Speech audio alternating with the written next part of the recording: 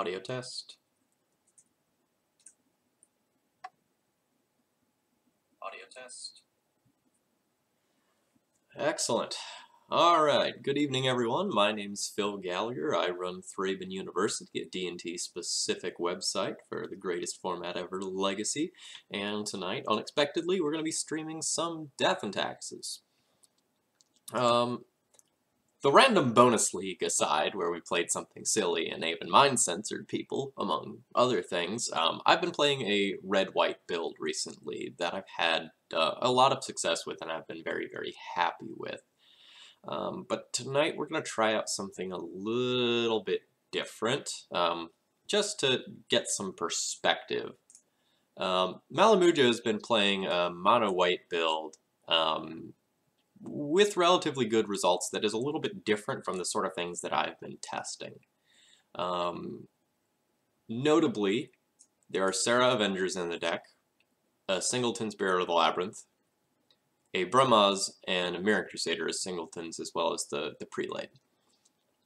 The sideboard is a little interesting. There's a split of Elspeth and Gideon, as well as a couple of random things that I'm not playing right now, like Disenchant and Pithy Needle. Happy Thalia reprint day. Oh, I missed that announcement. I was just looking at the Recruiter of the Guard, or Imperial Recruiter reprint, which would have been really happy for a lot of people, you know, had not Recruiter of the Guard gotten printed, which pretty much did everything it did except, you know, also got Flicker Wisp, which was big game. The only thing that like Imperial Recruiter gets that Recruiter of the Guard doesn't, that really matters is Painter's Servant in Painter. But Painter suffered pretty heavily from the Sensei's Divining Top ban, so you don't really see that deck everywhere anymore. Not that you saw it a ton in the first place anyway, since, you know, the recruiters were such a huge buy-in.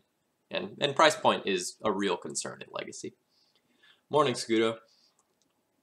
So, we're gonna try to stream Malamujo's deck tonight. I don't like a lot of things about this deck. I'm not hot on Horizon Canopy. I recognize that it cycles, but the times where you get it early game and, like, you have it as your only white source, or the times where you have to port and use Horizon Canopy to pay, feel really, really bad. I don't like Spirit of the Labyrinth. The fact that it's an X1 means that in matchups like, say, Grixis Delver, where it might be good, like, to stop the Brainstorm Ponder aspect, like, it just can't beat through anything. So as soon as your opponent has something as simple as a Young Pyromancer token, like, the Spirit can't attack anymore. And that's not what you want from your 3-power things. I'm not too hot on Serra Avenger right now, because there's a bunch of Baleful Strix running around with all the decks trying to, like, go and out mid-range each other. And I'm not 100% sure that this is the right time for Brahmaz. I feel like this is a great time for Crusader. But, you know, there have been many 5-0s with a version of the deck just 1 or 2 cards different from this here. So I don't think I want to mess with it. I think I just want to, like, try Malamujo's build out just for the sake of trying it. I've got a pretty big announcement that I'm very, very happy about, but I'm going to save that for after round 1. I want more people to be here when I formally announce this, but it's pretty sweet. I'm excited. I'm just going to go ahead and jump right into leagues here today. I don't have too much else to say.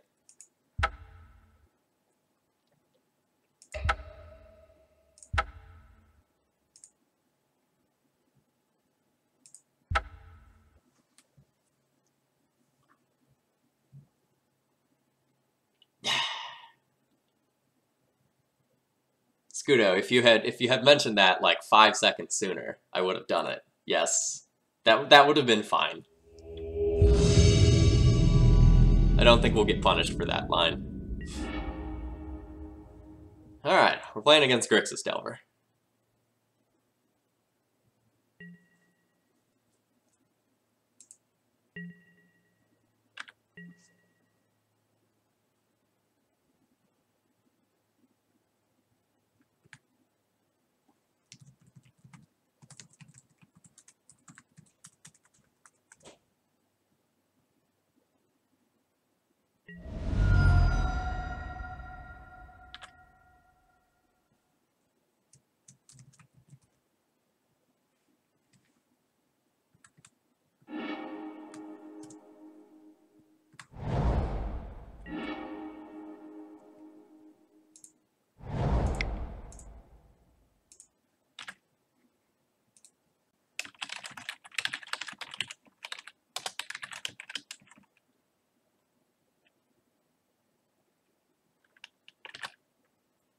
Oh, jeez!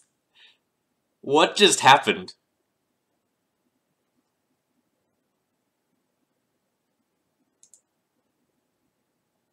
Huh.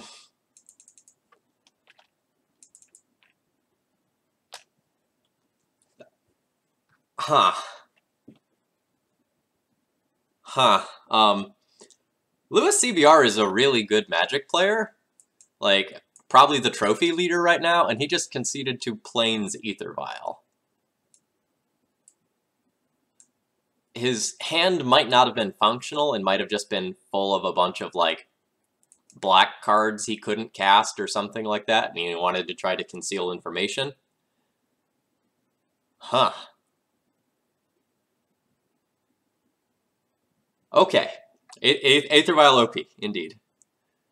Yeah, Scudo, if we play our daily match against Malamujo, the 75 card mirror is going to be odd. Okay, so we're playing against Grixis Delver. We know that because like that's what my opponent streams. So we'll board out Recruiters, out Prelate, out Revokers, and then I have to decide what I want the last card to be.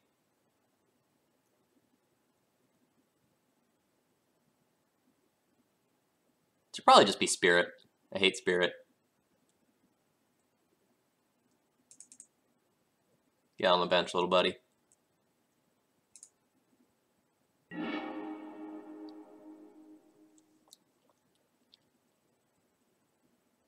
So just to like rationalize my opponent's decision to concede that game so quickly, Lewis CBR is trying to maximize the number of trophies he gets, not necessarily the number of exact wins. So I think he values his time very, very, very highly.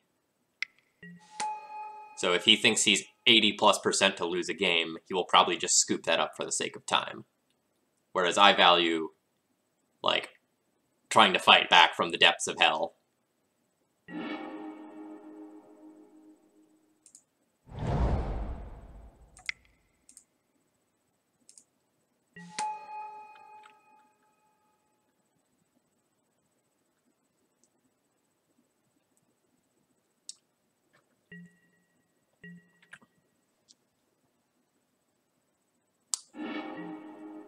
Opponent flips to Ponder. So there is some merit in just like swordsing the Delver ASAP and getting it off the table. But the upside to a Mom making it back around is really high, and the later I go into the game, the more time my opponent has. Oh wow, looks like the Mom's gonna live.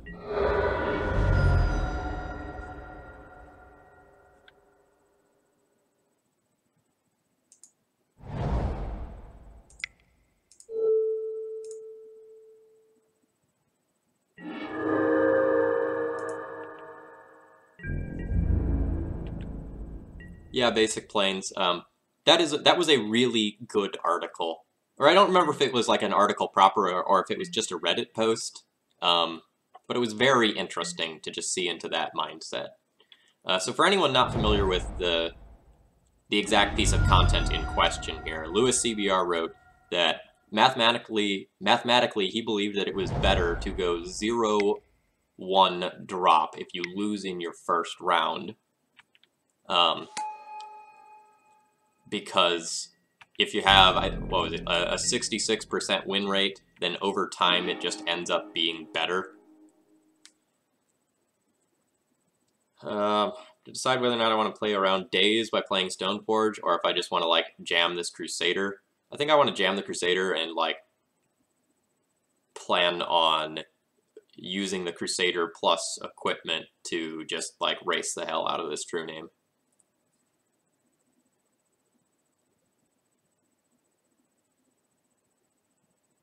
Although, like, I can just, like, play for the long game and, like, get Stoneforge, get Batterskull. If Batterskull gets blown up, I still have this sword.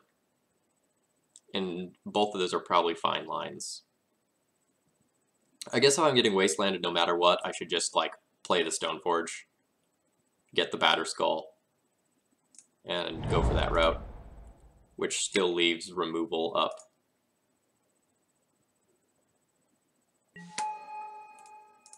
Thank you for linking to that, Moxall.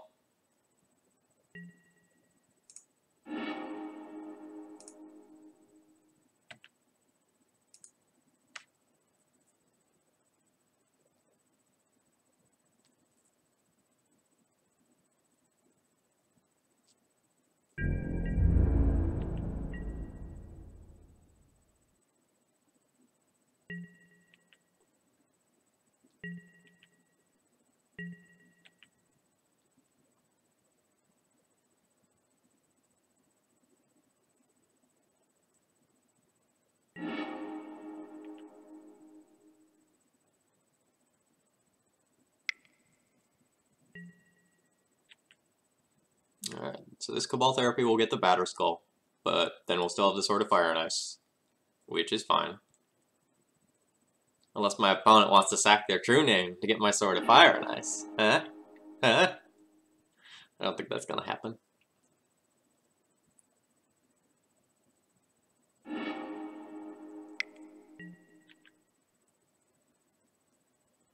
So my opponent Cabal therapied before the Brainstorm to get information about the rest of my hand to figure out what they would want to do with their Brainstorm.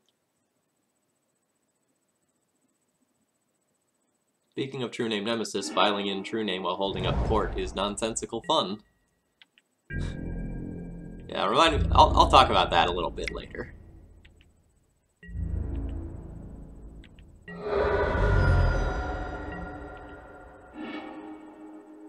Alright, that makes my turn a whole lot easier.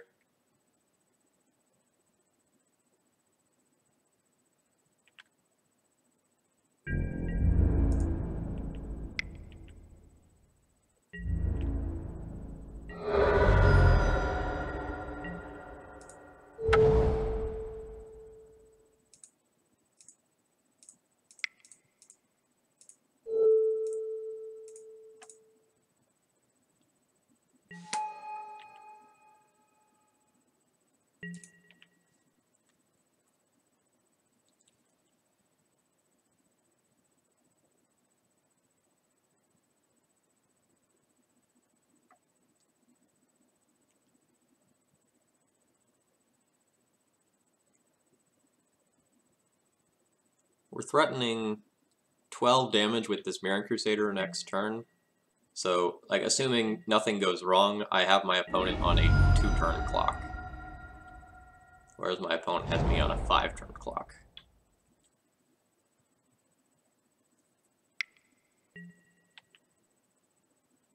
My opponent can find something like an Abrade or a Stifle to mess up what I'm doing.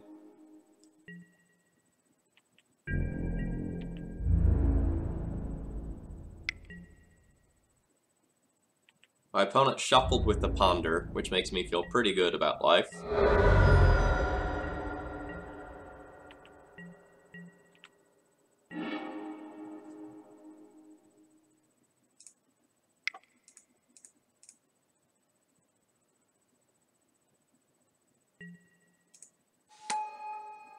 Really happy we drew that Caracas, so we don't have to tap the Horizon Canopy and lose a life. That could be very relevant at this stage of the game.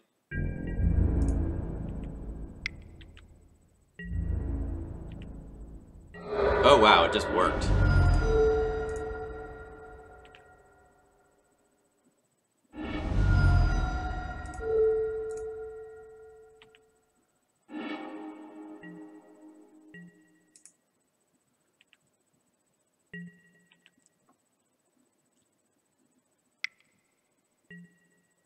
Yeah. Oh boy.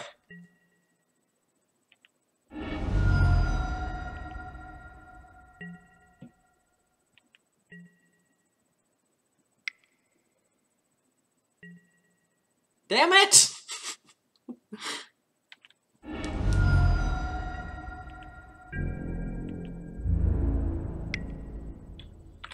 Alright, fine!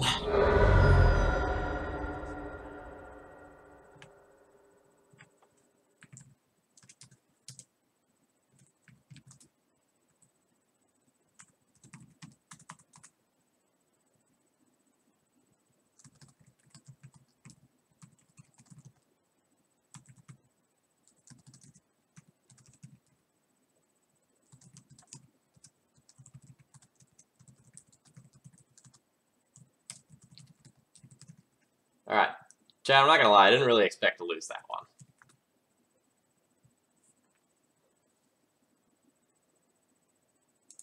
Like, I conceptually knew that that was, like, something that could occur, but, you know, the chances of my opponent having bolt, bolt, forked bolt left in their hand after, you know, especially after, like, shuffling off that ponder was pretty low.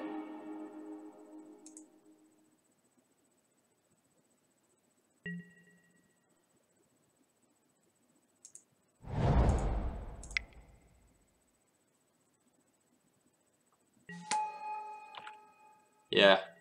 His Grixis burn deck was pretty good there.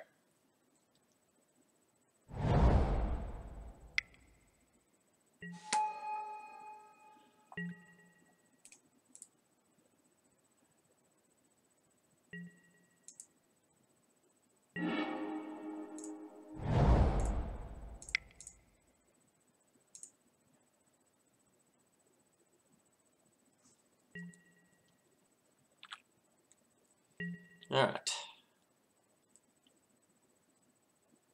Well, this is pretty great, chat. You know, we have this bile curve of Mom into Thalia into Flicker Wisp. We get to Wasteland our opponent.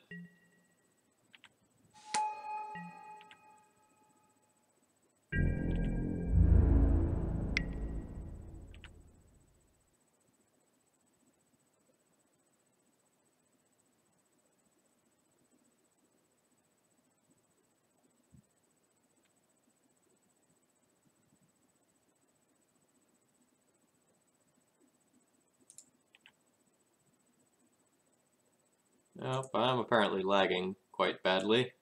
I've passed priority, but I'm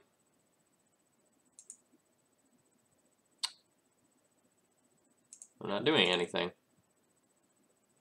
So that's great. Chat, remind me to restart my Moto client after this game.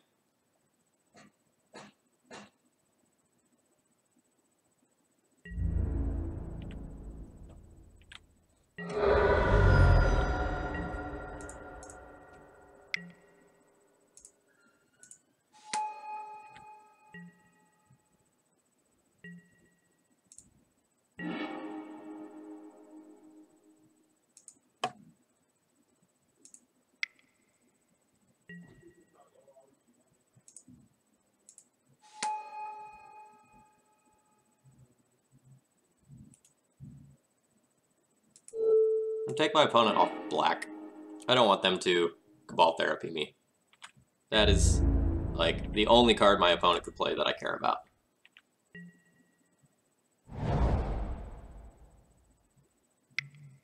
Night, Scudo.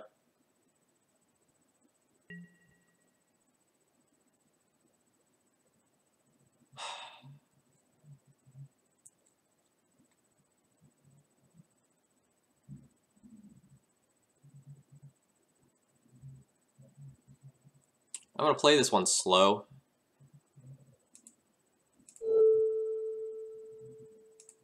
I'll bounce my Thalia. I'll let my Mom protect itself. And then we don't lose anything to that.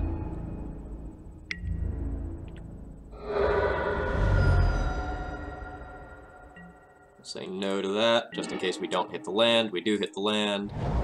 That's fine.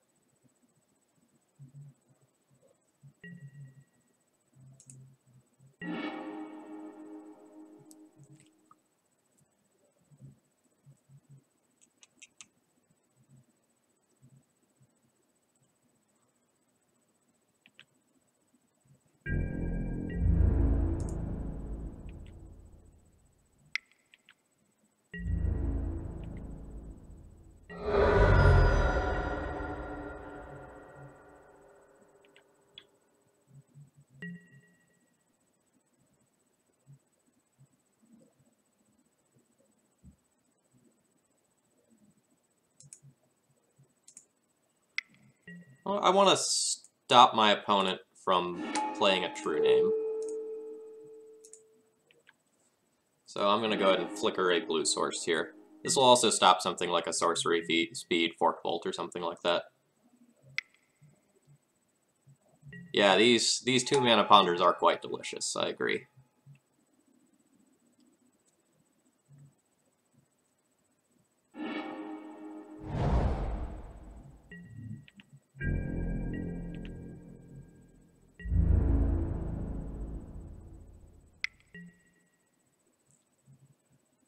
Well, that seems wrong, because, like, Mom just gets to block Pyromancer with impunity here, and since I have Thalia in play, I can't get punished for that block.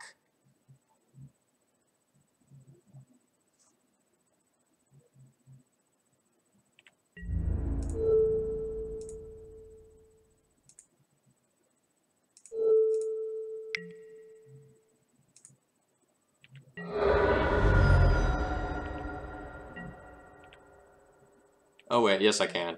The land coming back. So I could have. That block was maybe bad.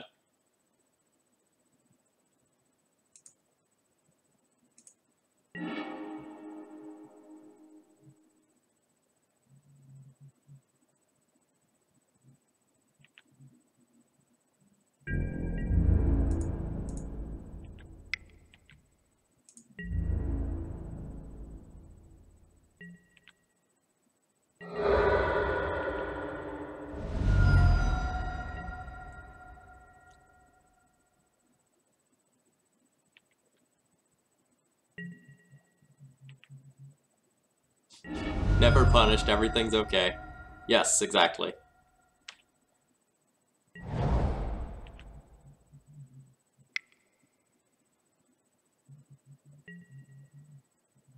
Alright, lightning bolt just going at my dome.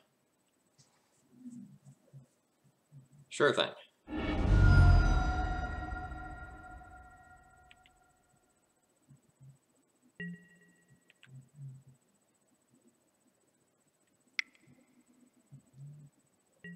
Alright, there's this true name I played around last turn.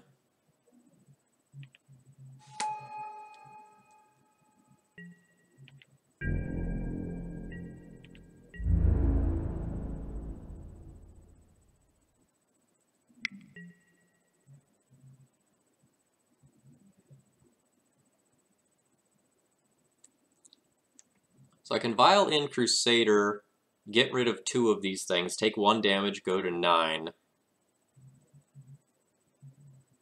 Bash in with all my dudes on the next attack. And then have Flicker Wisps to just disrupt what my opponent is doing. That all seems fine. And I can, like, protect the Crusader from blue to bash in. So we will outrace my opponent, unless they just have infinite burn again.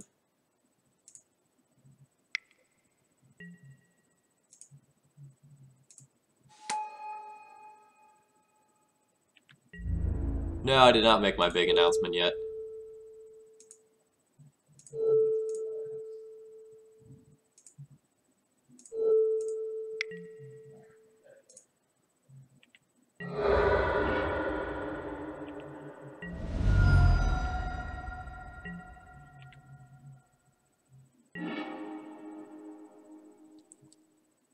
Alright, so I bash in with all 3 of these. My opponent blocks 1 with True Name. It's going to be the Crusader. I protect the Crusader from blue. I hit my opponent for 5. I'll then Flicker Wisp my Flicker Wisp to Flicker Wisp their Elemental to get rid of that. And then sand something like Sulfur Elemental. I feel pretty safe.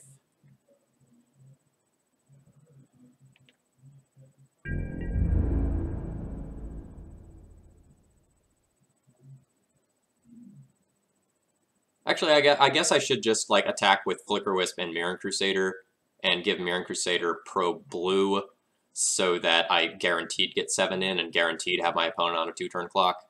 That's probably just better.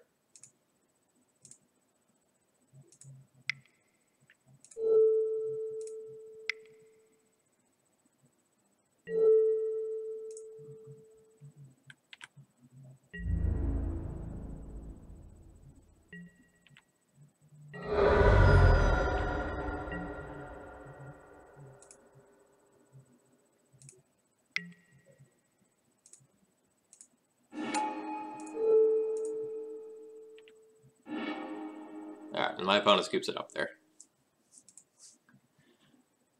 Alright, easy enough. Let's record that data. So game 3, win with aggressive Vile hand. I know the Vile didn't like kill my opponent, but that curve of like Mom into Thalia into like Flickerwisp, Crusader, Flickerwisp off of Vile was pretty disgusting.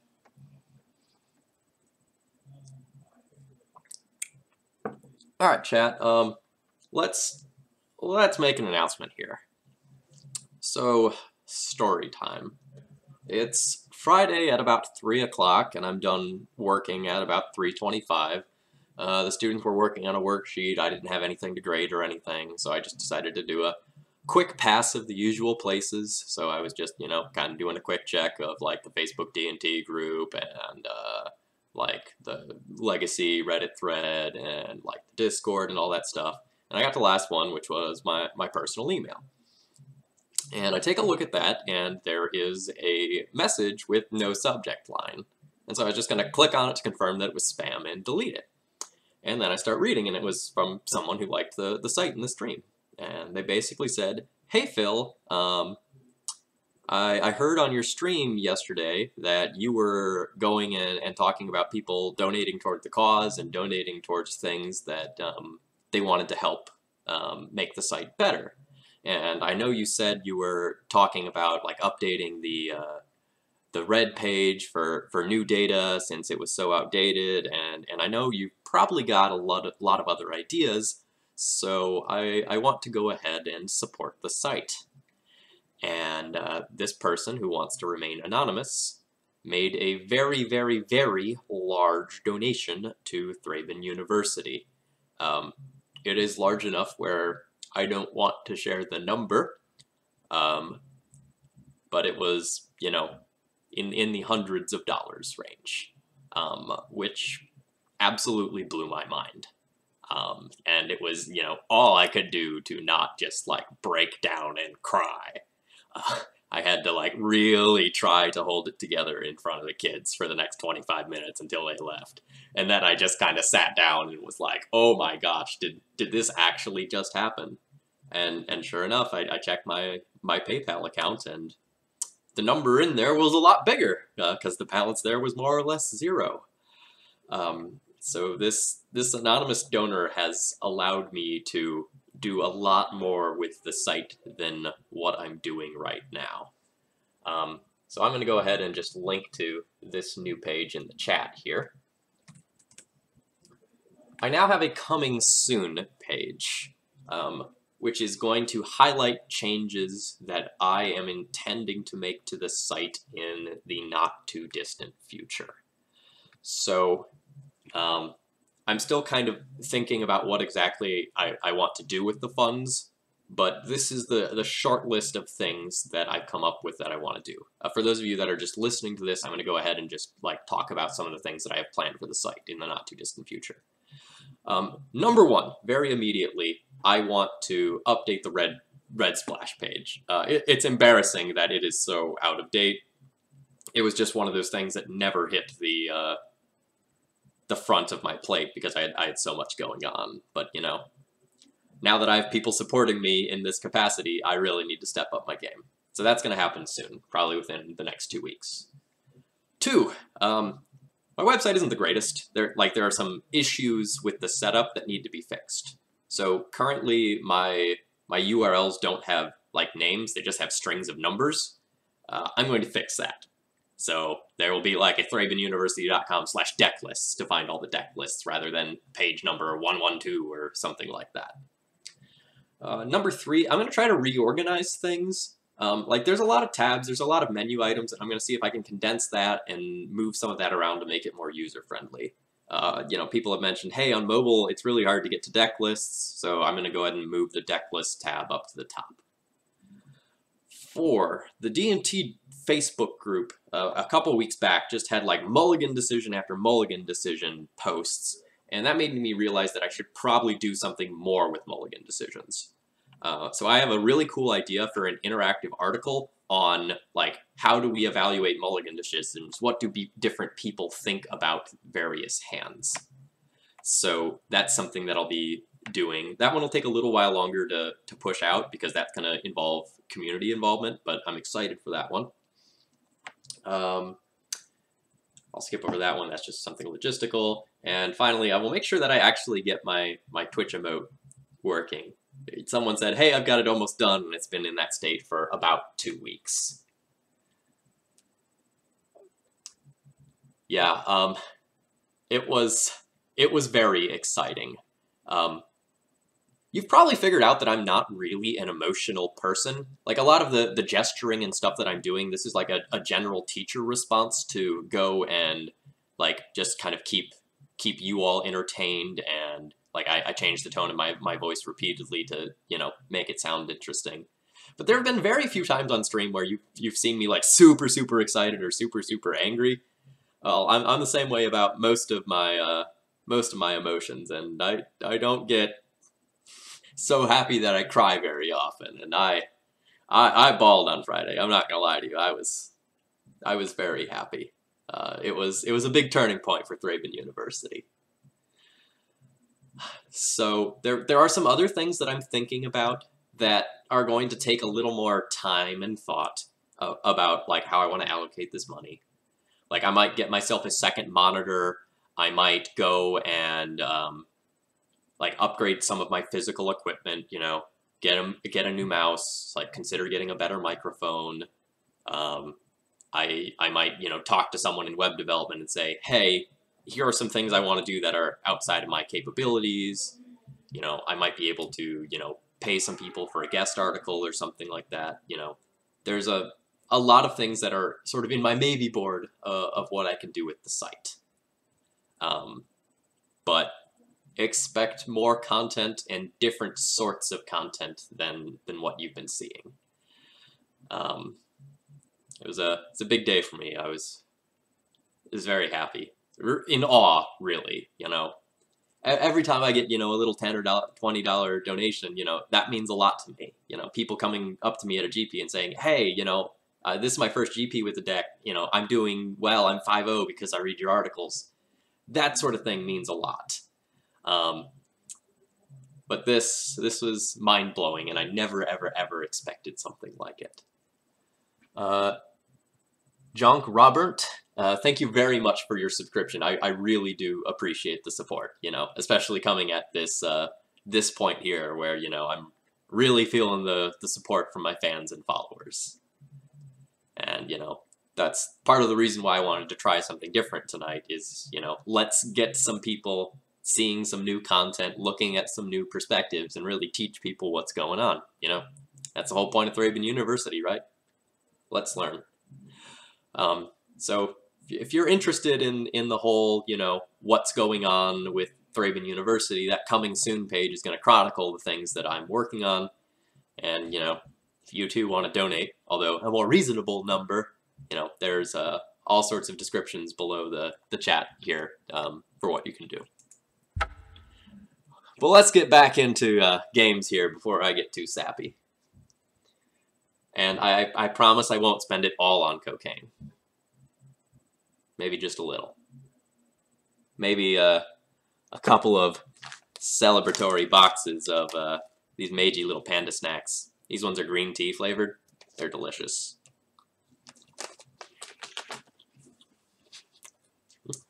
Oh! It's like Magus of the Moon, right? Oh man, my opponent is named Biclops. That's a great name. Oh man. I think I recognize this name, actually. I think my opponent's an Eldrazi player, which means this hand sucks.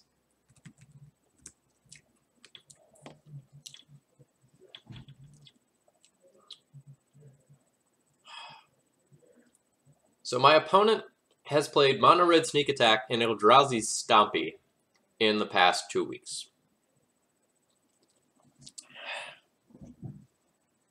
I can keep this hand and hope that my opponent is playing some deck where these mobs are good. This hand is probably too good to throw back. It's just like really bad if my opponent is still on Eldrazi, and moderately bad if they're on Sneak Attack. Like it's like borderline good if they're on Sneak Attack. I think I have to keep this, but I'm just like super sad if my opponent is on Eldrazi.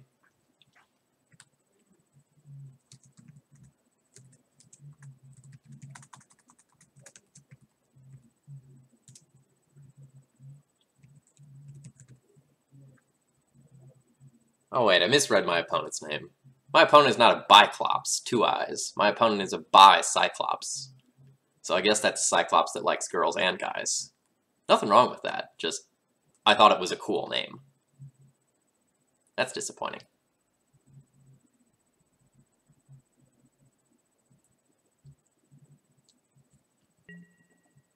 So for anyone not familiar with me, like the reason why I nerded out about that is like because my background is in classics, my background is in Greek and Latin, so like I thought that was someone just playing around with word roots there. Alright, the opponent is on Eldrazi. Womp womp.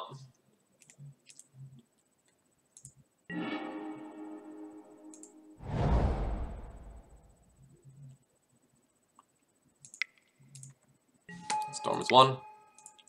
Storm is 2.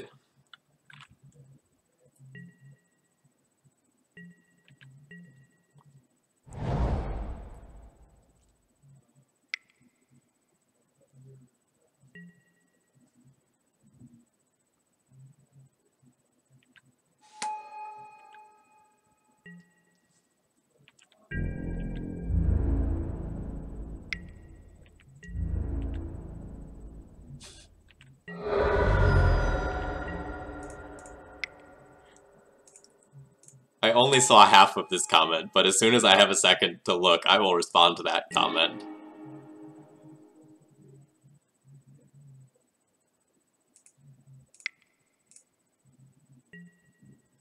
Can Virgil's role in Dante's Inferno be compared to that of Kim Kardashian in Kanye West's life? Serious question.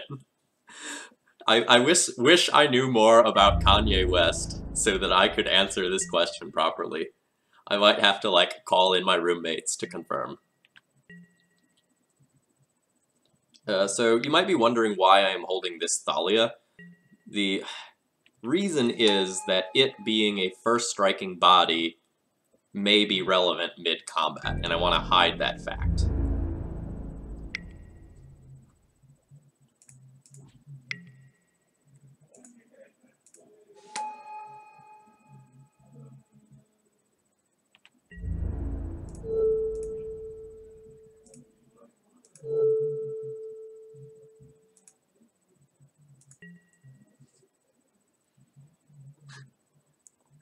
Okay, thanks. I'm not messing, by the way, something I'm working on. I understand completely. I have written some weird papers in my day.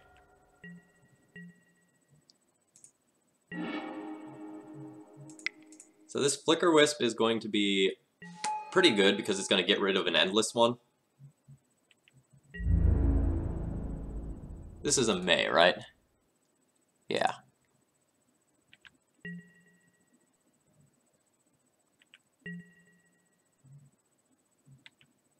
I could have, like, flickered the endless one now and bashed in for 4 damage, but I think I want to hold the Flicker Wisp up, like, just in case we see, like, some Reality Smasher level shenanigans. Like so. I might need to just, like, flicker this Reality Smasher.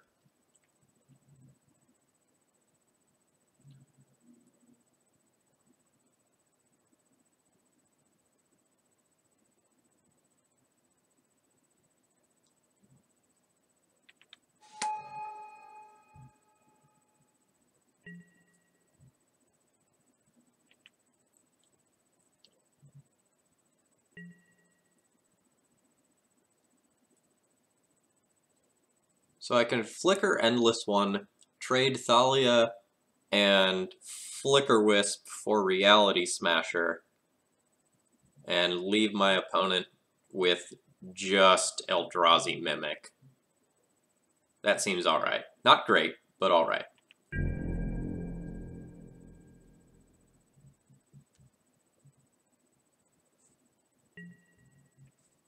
So HC Fox, what do I care about my opponent dismembering? If my board is Mom, Mom, Mom, and my opponent dismembers, does that matter at all? I don't think it does.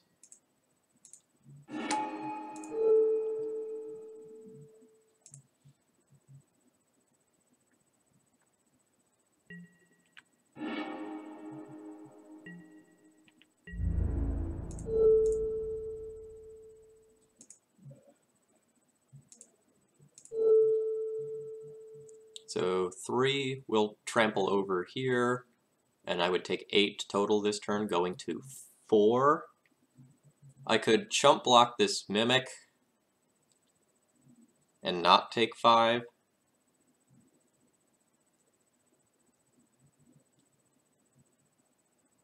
Unclear. Alternatively, I can just go like Flicker Wisp Mom Mom on Smasher and keep my Thalia versus Mimic. That might be better, actually. I think I like that better. It's like, on paper, a 3-for-1, but these moms are really, really bad anyway. And if I get, like, a Caracas, then the option of, like, Thalia Caracas bounce after blocks might be pretty important. So this might be better.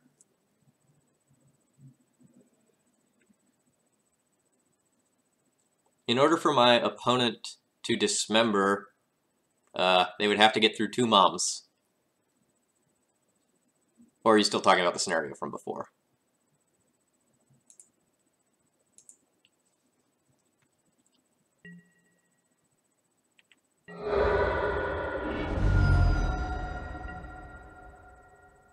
All 3, wow, that is really unlikely, Moxel, to like see turn 1 Grim Lavamancer 3 games in a row.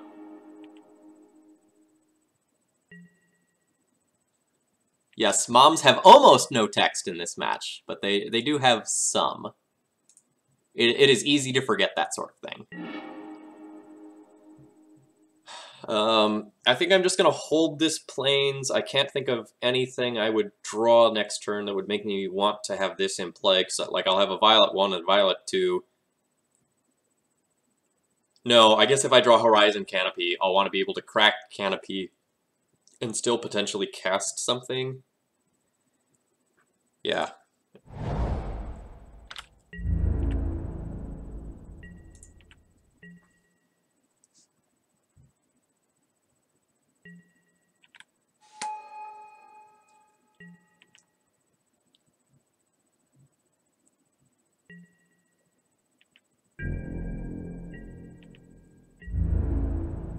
Alright, our hold on this game is probably pretty tenuous. One more land from my opponent probably means that I'm donezo.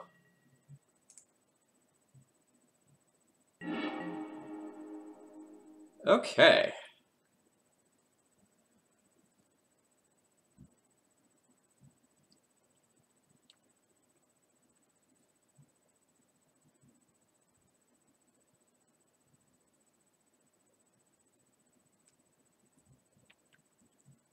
I am going to hold this prelate rather than play it out.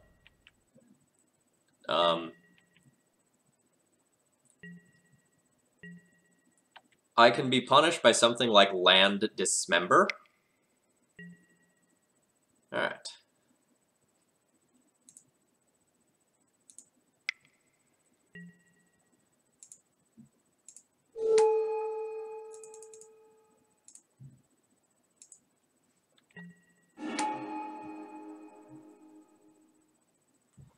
This is what we call bad. So my opponent now gets to attack in with 2 4/4s. And I can trade for 1, which is what I basically have to do. But then in order to survive, I probably need to draw exactly Recruiter of the Guard, or I guess Flicker Wisp. Alternatively, I can just chump block, take 4, go to 1, It's still pretty terrible.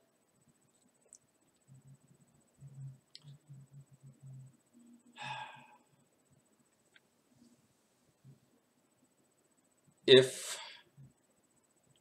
I take 4 and I draw Swords to Plowshares, I can Swords to Plowshares Thought Knot and draw anything that will impact the board. And I'm just trying to think if there's a difference between me having Thalia in play versus them having a Mimic in play. Either way, the extra body is lethal, so I should probably just take 1 off the board.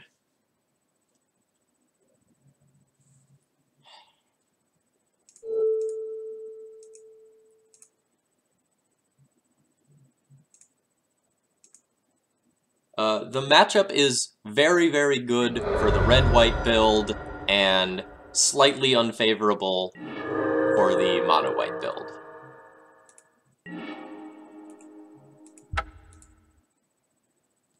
What's Tin Fins? That's a great question. Tin Fins is a mono-white reanimator deck that reanimates things with haste. It's pretty neat. So, long story short, you use cards like Shallow Grave and Goryo's Vengeance to dump a Grizzlebrand into play on turn 1 or 2. You then draw 14 cards with Grizzlebrand, and then try to get an Emrakul into play and attack for 22 on turn 1 or 2. If that doesn't work, you can back up kill your opponent with Storm, or, if that doesn't work, you can use Children of Corliss to sacrifice and gain back life equal to the life you've lost this turn. So you draw 14 with Grizzlebrand, you do your thing with Children of Corliss, you draw 14 more, you reanimate Children of Corliss, sacrifice it, and then draw 28 more, and you probably win. So what are the best cards in this matchup? Basically, Removal is awesome, Mom is terrible, Sanctum Prelate is terrible, Spirit of the Labyrinth, pretty bad, but has 3 power and can trade with early stuff, so it might be fine. We're 100% bringing in these 4 cards because they're removal, and then we have these 2 Planeswalkers that can just generate infinite chump blockers, and against non-Reality Smasher cards, that's pretty good. Disenchant is also a consideration for the random stuff they have, like Chalice of the Void and blanking on the name, the 2-mana Pithing Needle thing that lets you look at your opponent's hand. Someone in the chat will get that for me. I'm just totally blanking on it.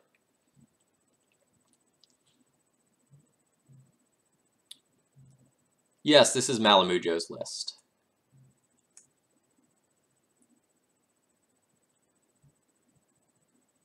The question is always, can we beat the Sorceress Spyglass? Thank you.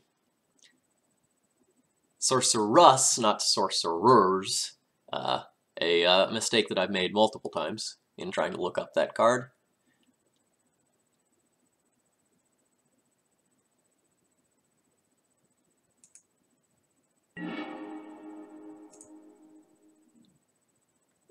This hand is kind of average. We're gonna keep it. It has double Stoneforge, which is nice because like we have some amount of insulation from a Thought Knots here, but it has this Scumbag Horizon Canopy, which is a piece of shit card that shouldn't be in my deck, but hey, we're playing Malamujo 75. It has 2 Entombs, it's a keep. Yep. For anyone who doesn't get the joke because you're not reading the chat, they just equated us to a Reanimator deck because, like, we have these ways to go and find Stoneforge Mystic, which gets Batterskull, which is basically Grizzlebrand. So my opponent here will probably just name Stoneforge Mystic with their Sorceress Spyglass and ruin my fun. Yeah, like so.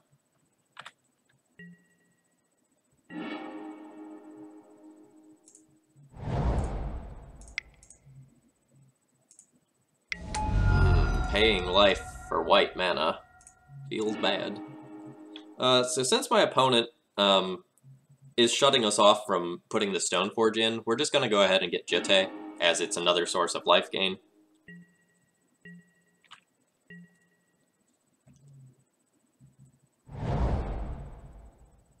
Oh man, and now this Horizon Canopy that is a fucking scumbag just dies to a wasteland like a dog. Fuck.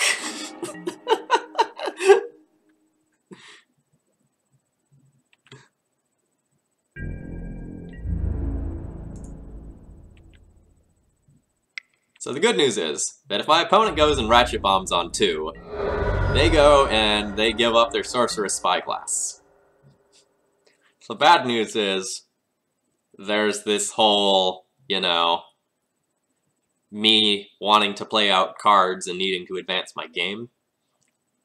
So it's actually probably correct for me to play Jitte to incentivize my opponent to Ratchet Bomb so I can play Stoneforge number 2 and get Batterskull, as weird as that all sounds.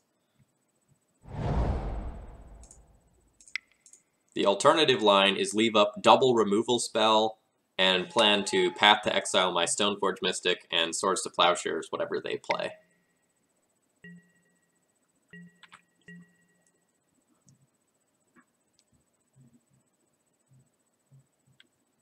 Oh, Moxel, you got null-rotted out of Blue-Red Delver? That's a little bit unusual. Like, they can play Smash to Smithereens and Braid and so many more flexible cards than that.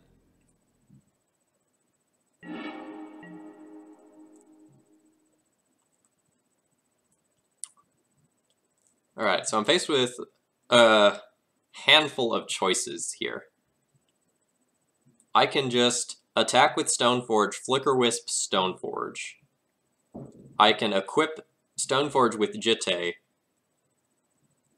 swing in, hope my opponent is dumb and blocks with their factory, and then kill it with Jitte. It just kind of depends on how much value I want to try to get from this Jitte, and how scared I am of my opponent just doing something like Thought-Knot Seer.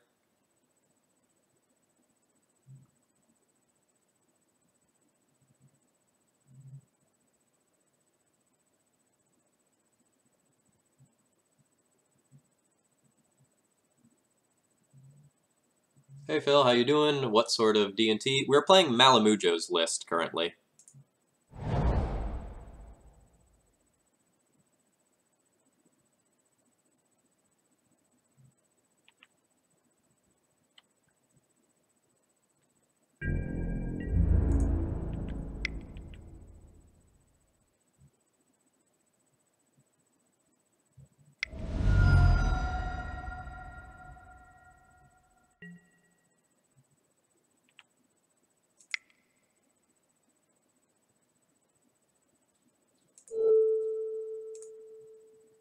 I accept the 1-mana Stone Rain.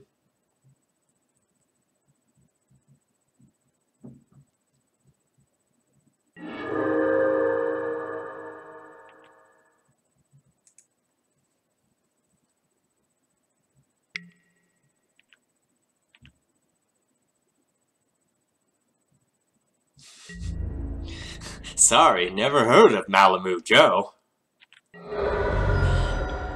That was cute, I like that. I'll go ahead and just hold up Path to Exile here. I don't need to give my opponent mad value by, like, just using my mana to equip Jitte only to get blown out by the Ratchet Bomb.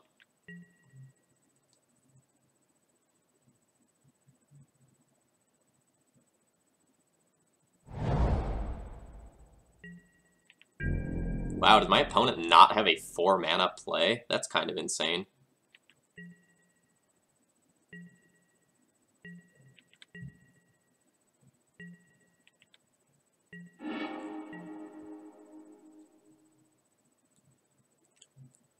So I'm going to go ahead and force the Ratchet Bomb activation here.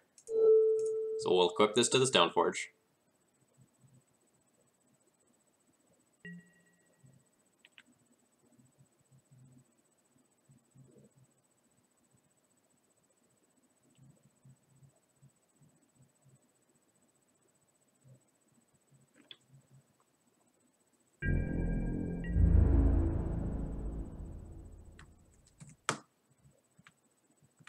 Sorry, I gotta do something real quick over here. Alright. So I'll bash in. Yep, there we go.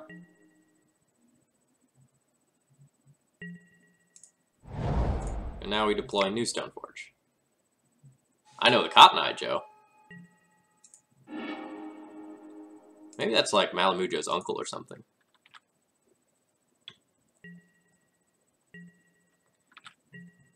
If my opponent plays a Thought-Knot Seer and gets rid of this Batterskull, that's slightly annoying. Yeah, and it's possible they held that Thought-Knot Seer foreseeing a situation like this, since they saw my hand with Sorcerer's Spyglass earlier. But now we get to, like, Path to Exile the Thought-Knot Seer, Flicker Wisp Stoneforge post-combat, and, like, be in awesome, awesome shape.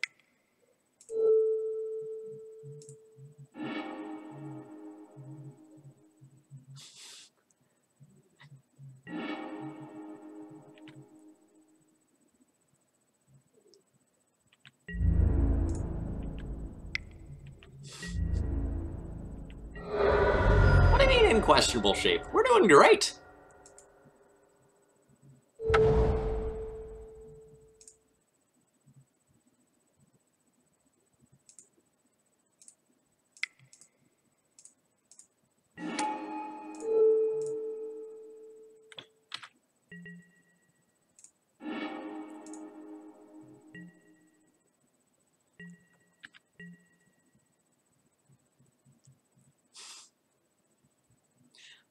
No, our Eldrazi opponents very, very rarely play wastes. And by wastes, we're not referring to wasteland, we are referring to, like, that new basic land, wastes. Ooh, follow-up Thought-Knot. That's fine. You do your thing. You take that Sword of Fire and Ice. And I'll just do a Flicker Wisp dance forever. If I draw a land, I can Recruiter, get another Flicker Wisp my Recruiter.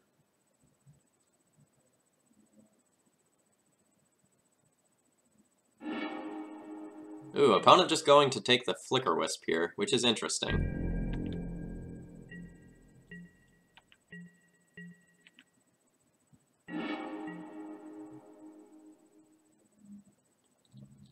Does that mean they have a Warping Whale? And they're gonna, like, Warping Whale this Flicker Wisp when I go to equip it? I'll find out. And I'm not gonna cast this. I'm gonna go ahead and tap my Stoneforge to put it in case I draw a 1-mana spell with this connecting.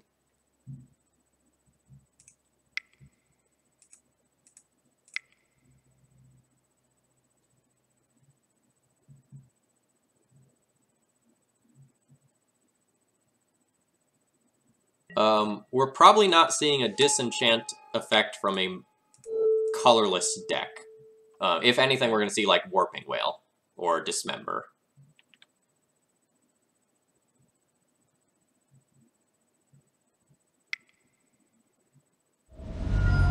Yeah, okay. Sure, that's fine.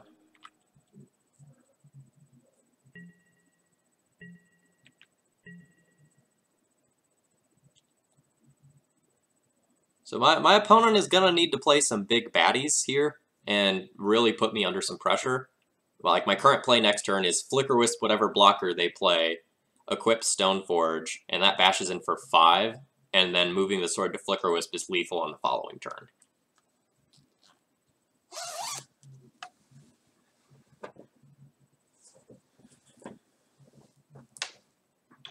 Whoop.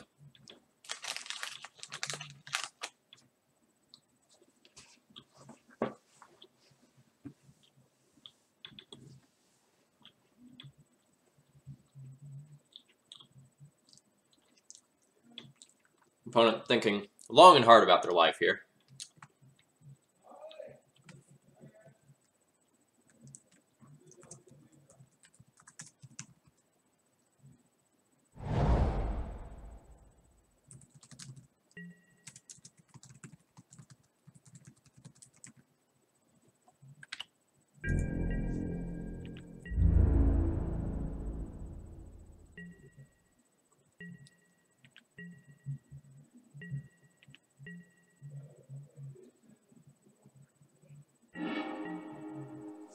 Alright, so let's see.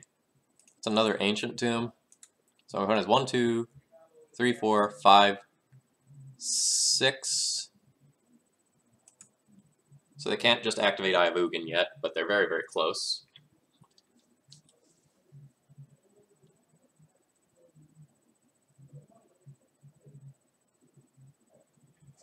So why not attack with Wisp and flick our Wisp if they dismember? Flicker Wisp doesn't have Flash. We don't have an Ether Vial to just, like, get it into play instantly.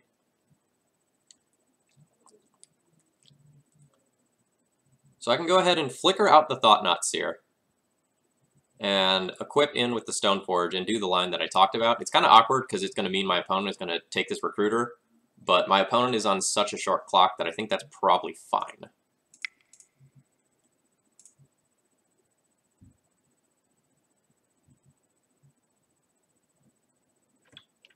Actually, let's do this a different way. Let's equip first to play around Warping Whale.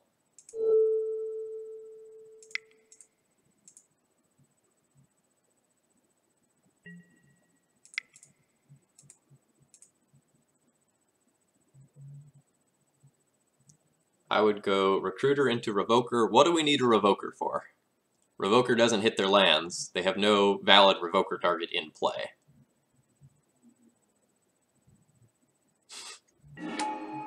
My opponent says, "Man!"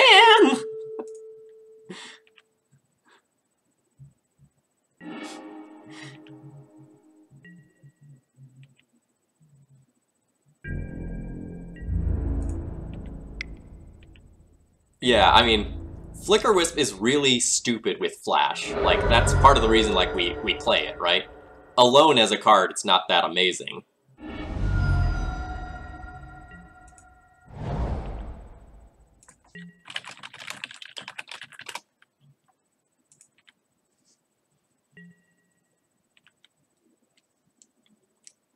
And so now my opponent has to probably take the Sarah Avenger, although, like, Recruiter going and getting another Flicker Wisp is already pretty disgusting.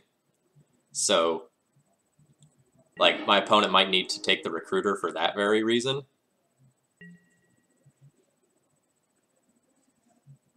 Yeah, Aether Vial is a stupid card. You're not supposed to be able to do most creatures at instant speed. And when you're able to do some weird stuff at instant speed, it messes with people. Like the whole end step Mother of Runes thing is just one example of that. So like, if you play Mother of Runes, your opponent knows that they have to like hold up a removal spell to get rid of it. But if you don't do that, then and you just like Violet in on their end step, they might tap out to like Ponder or something, and then oops, this Mother of Runes is here, blanking the removal spells in my hand. I love this deck. It was so cool to find someone that streams it exclusively. We'll keep this one. It's not the best, but it's fine. Yeah, like that's my whole gig, right? Is like I'm the D&T guy, or very, very close to it.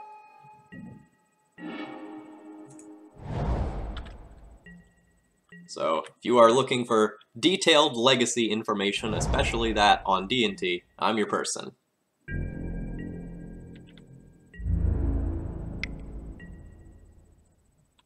You made exactly that mistake of like the whole like, oh, I tapped out and now mom got me. Yeah, it's a very common mistake. Sometimes you just can't do anything about it. So I have some options here. I can Stoneforge, get Batterskull. If my opponent doesn't have Thought-Knot Seer, this game is probably over. If I don't Stoneforge and my opponent Thought-Knot Seers, they take the Stoneforge, and I'm kind of back in that same spot. Thalia Brickwall's Eldrazi Mimic, but if I have this Thalia in play, I might not be able to, like, play Jitte and get in with it on turn 4, which is my current plan. So we are going to make my opponent have it, so to speak. The D&T guy who didn't give up on D&T when check pile was a thing. Yes, the D&T guy who has like an 80% win rate against check pile or something like that, despite everyone saying the matchup's really bad. Yeah, that's me.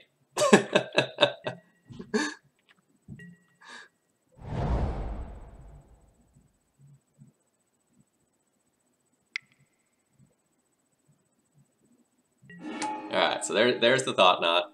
It'll go, it'll take my Batter Skull, but we still have this Jitte around.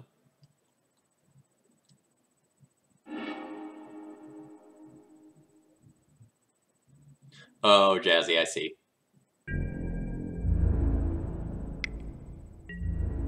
Alright, hoping to draw a removal spell here. It's not a removal spell, but it is a fine card.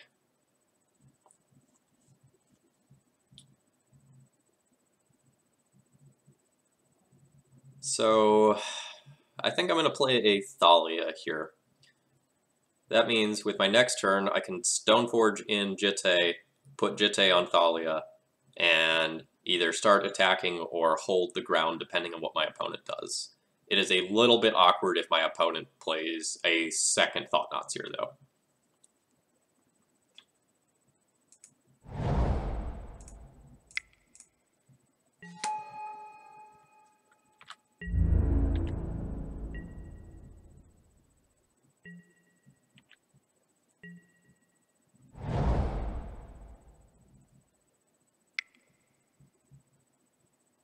It's just going to be a Smasher.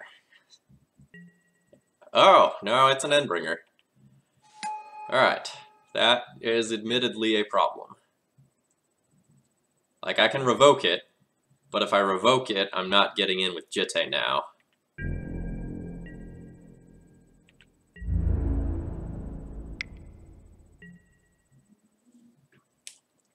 If I take 9, I go to 5. Probably can't take 9. I can throw away Stoneforge on a chump block, play Avenger and Revoker,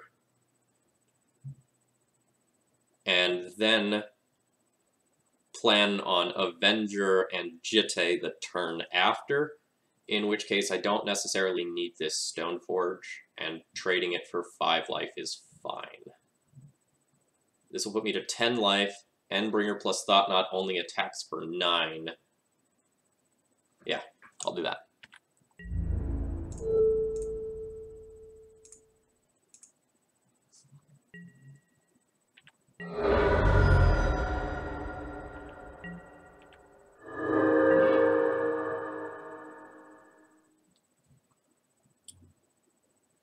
Council Judgment is pretty good.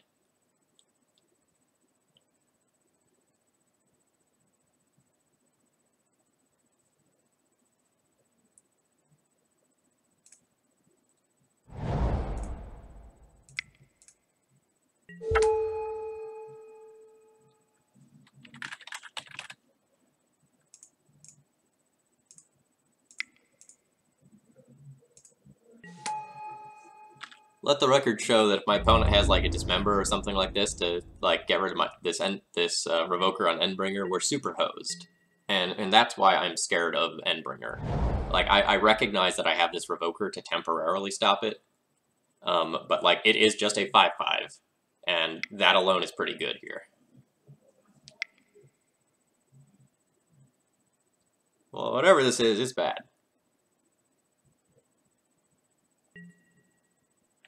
So that seems like an All is Dust that my opponent was trying to cast. 1, 2, 3, 4, 5, 6, 7.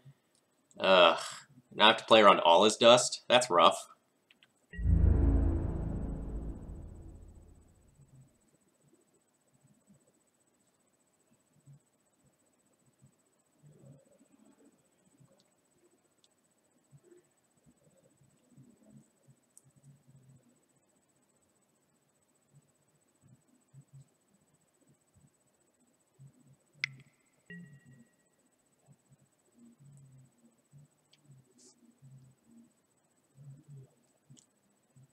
Let me answer that question about the Sword of Light and Shadow and the Red Splash in just a minute. I need to think through this. So if my opponent has All is Dust, I can't actually just throw away this Thalia. Or I need to play in a way where my opponent having All is Dust does not matter.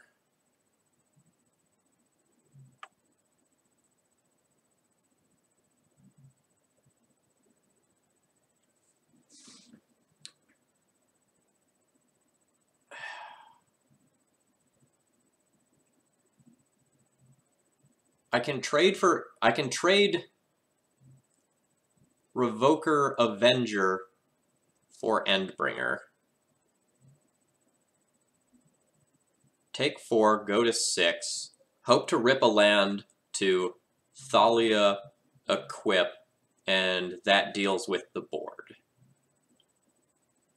If I don't rip the land, I just Council Judgment the Thought-Knot Seer, and that all's probably fine. Oh yeah, we're super dead if my opponent has a Dismember, pretty much no matter what I do.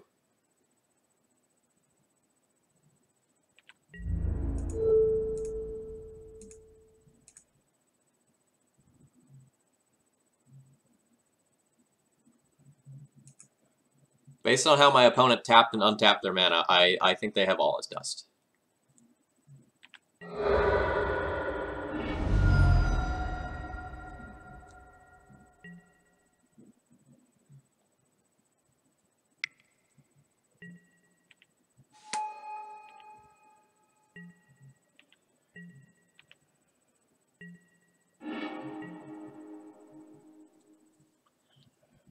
Alright.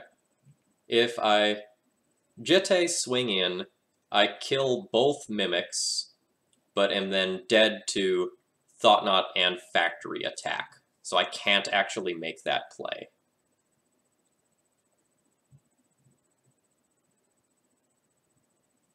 I kind of like just Judgment the Thought-Knot, make my opponent do a suicide attack in, to put me to 2, and then I stabilize with Jitte. Alternatively, I can just play Jitte, tap down Factory. That's not great. Yeah. And I'm not going to play the land until after I Judgment in case it's a Wasteland.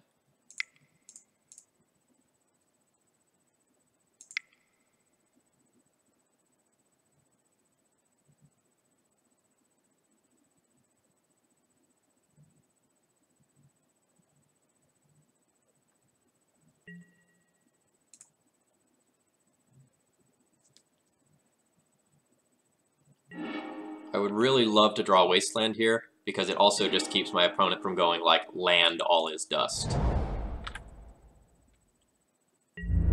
While I'm not dead to land all is dust, it's real bad.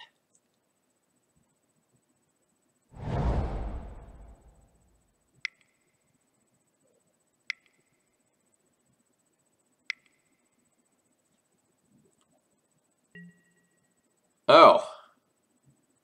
Okay. That's fine.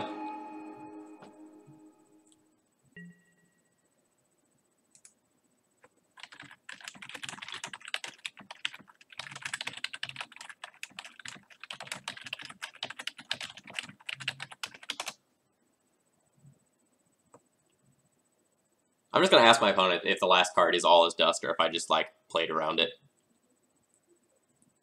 Yep, and my opponent confirms that their last card was indeed all is dust.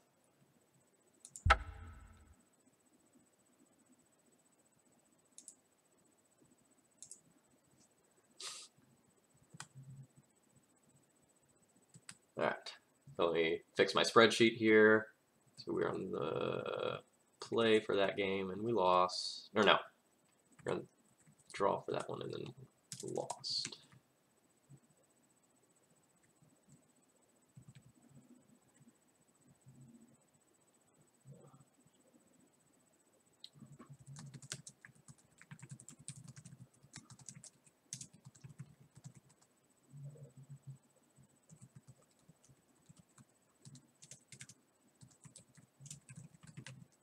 So for anyone not familiar with my stream, I keep pretty detailed records, so in between games, I'm going over here to update a spreadsheet. Okay, there were a couple of questions in the chat that I didn't answer. Question 1, how do you feel about Sword of Light and Shadow versus Check Pile? In builds that don't have a bunch of Mirran Crusaders, that's a fine way to fight the deck, but builds that have a lot of Mirran Crusaders, like, you already get that pro-black effect, and you don't care about Fatal Push and Baleful Strix as much, so it's not as necessary. The issue with Sword of Light and Shadow is that it is vulnerable to Culligan's Command, and to a lesser extent, you know, Abrupt Decay as well. So, like, it's a way to fight the matchup and grind out. It's just very awkward because you're also playing Rest in Peace. And those two cards have negative synergy with each other. B, how do I feel about the red-white build? The build that I normally stream with is red-white. So, no, wrong button. So normally I stream with something that looks like this, splashing red for Magus of the Moon and Pia and Kieran Nalar. And my current red-white build is very heavy on Vryn Wingmare to supplement the main deck. Tonight I am trying out Malamujo's build, which is sort of relatively stock mono-white D&T with a couple of singletons in the form of Spirit of the Labyrinth, and I fucking hate that card. I think it's trash.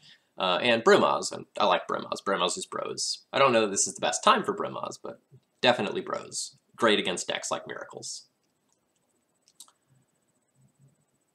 Yeah, Moxall says that the extra recruiter in the board has been great in the red-white build. I really like that in the red-white build. You know, in this build, when you like really want to tutor up Magus of the Moon and Pia and Kieran Nalar in certain matches, just like having the ability to get those cards more often when they matter is huge, huge, huge. What kind of opening hands are you looking for against Check Pile? Long story short, I say it's the same as any matchup. You want a hand that has a plan for that matchup. So against Check Pile, your plan can be, I have an aggressive Ether Vial curve of Mom into Thalia into Wingmare. I'll keep a hand based on that. Or your plan can be, hey, this hand has 2 Wastelands and a Thalia. I'm going to mana denial you out of this game. I would try to keep a hand that has a plan. When you have a hand that's like Plains, Plains, Plains, Flicker Wisp, Stoneforge, or something like that, you know, that's okay. You know, but you have to make sure you know what you're doing with that. Like, if that Stoneforge gets removed, that hand becomes pretty soft all of a sudden. So try to keep a hand with a plan. That's my short version. Longer version, I'll probably be writing a matchup on Mulligan Decision sometime soon, and so I'll go into it in more detail there. Don't get Phil started on Sword of War and Peace. Uncle Phil will go off and tell you his war stories about Sword of War and Peace, and how he did 36 damage with a Mirror Crusader 2 rounds in a row out in SCG Open. It might have been more than 36, I don't remember. It was an absurd amount of damage.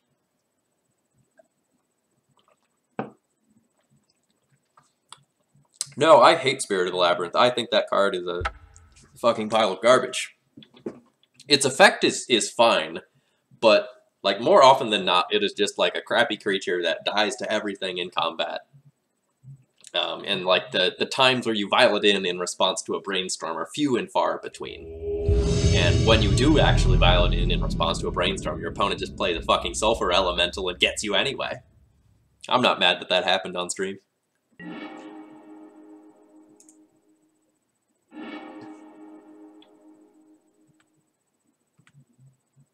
I recognize this person's name.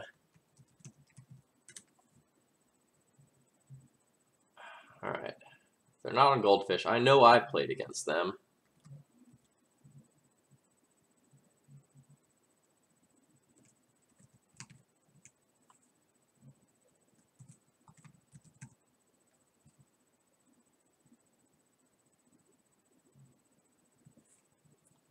This was a while back. Oh, my opponent is a Turbo Depths player.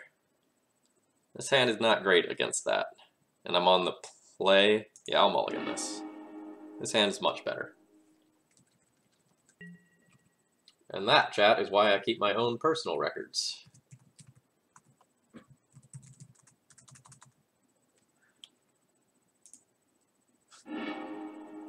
This mom can go on bottom.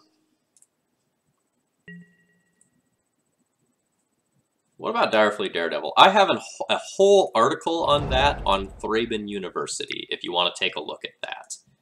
I'll give you the short version now. The short version is that I believe that Direfleet Daredevil is a card with really high upside, but relatively low average power level. That's the TLDR of the article. It can do some really sweet things, and I've got some amazing screenshots, but on average, it's not awesome.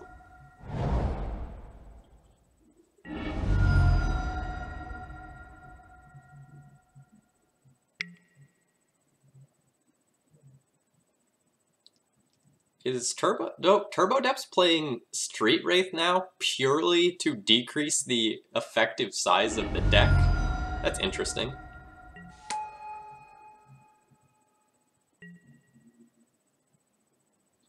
My opponent playing out Lotus Petals here to play around me drawing another Thalia.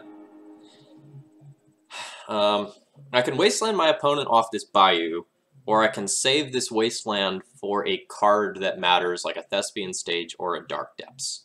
If I Wasteland this Bayou, though, and my opponent doesn't have more real mana sources, they may be forced to just use this Lotus Petal, these Lotus Petals, I should say, to make anemic plays.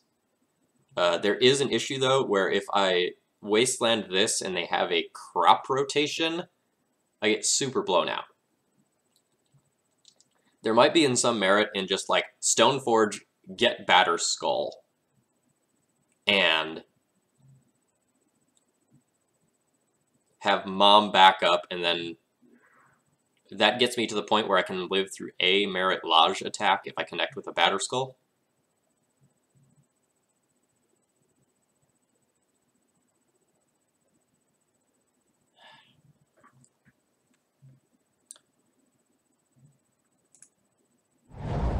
I think I'm going to play around crop rotation by doing this. This will also put a fair amount of pressure on my opponent and force them to more actively go for it. There is some potential that playing the Wasteland there over Plains was incorrect, as my opponent now knows they need to play around the Wasteland. But if I draw a second Wasteland, or I draw a Rashordenport or a Caracas, I'll be very happy that I dumped this Wasteland into play. Alright, so there's the crop rotation that we played around. This will get a Dark Depths, and my opponent will go and make the Merit Lodge immediately.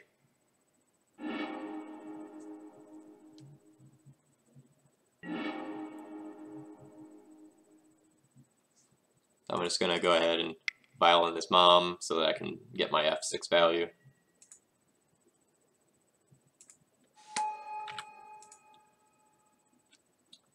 Alright, so we're drawing to Swords to Plowshares, Flicker Wisp, Sarah Avenger, Caracas. Schadenport will not do it.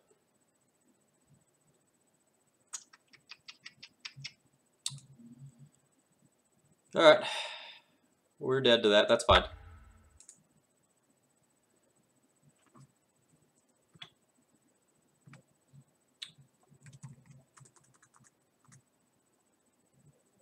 Alright, so game one, loss to double Petal and turn to Merit Lodge.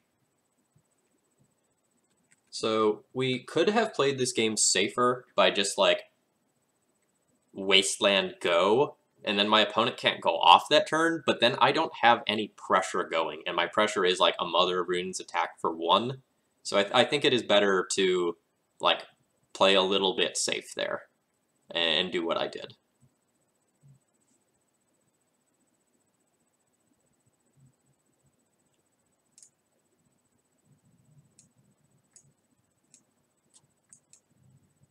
This is also such a very, very good matchup in the post-sideboard games that I'm not worried about winning 2 in a row.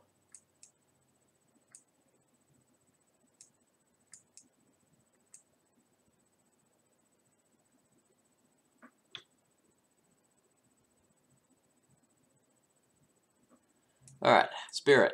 Terrible. Get on the bench. You shouldn't be in the deck in the first place. The Stoneforge package is probably going to get trimmed. I'll probably cut this completely and maybe even, the entire thing. We'll see.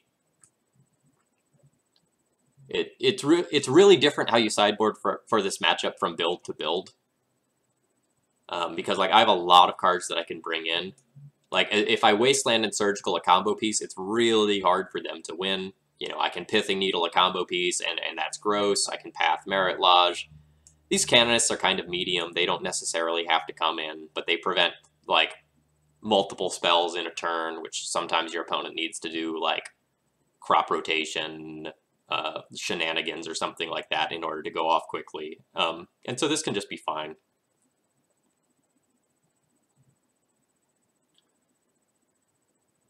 No, I say that based on data, not based on arrogance. Like, my win percentage against Turbo Depths is really absurd.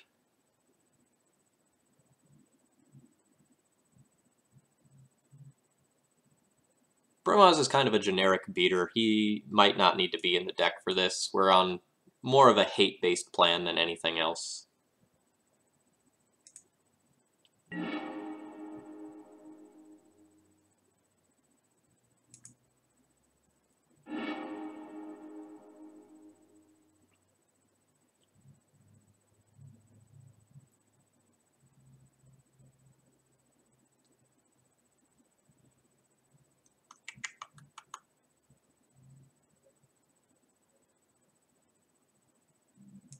I'm going to keep this. It needs a second land, but we have a Caracas, which is like the best land in the deck, and we have an Ether Vial, plus a very aggressive Vial Curve. Yeah, so Cheesehead, if my opponent has crop rotation and land, then they can produce a Merit Lodge if they go for it, which would make them, like, say, hey, you have nothing, you have not drawn a Caracas or a removal spell or anything like that. If I just hold up that Wasteland, like, I am not doing anything to them anytime soon. Alright, so my opponent gets to Duress and Path. So it looks like my opponent is on, like, a super sort of sleek, I guess is the word for it, build that is just trying to play around, or not play around, trying to decrease the number of effective cards in their deck by running, like, Street Wraith and Bauble, things that, like, cantrip for free.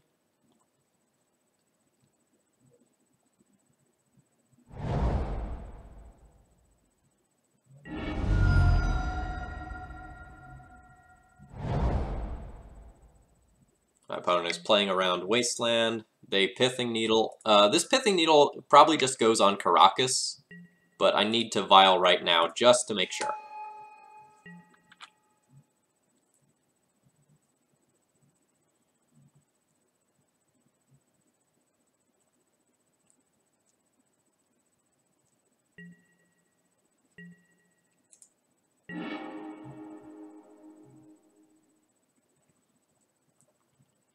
I need to do some quick combat math.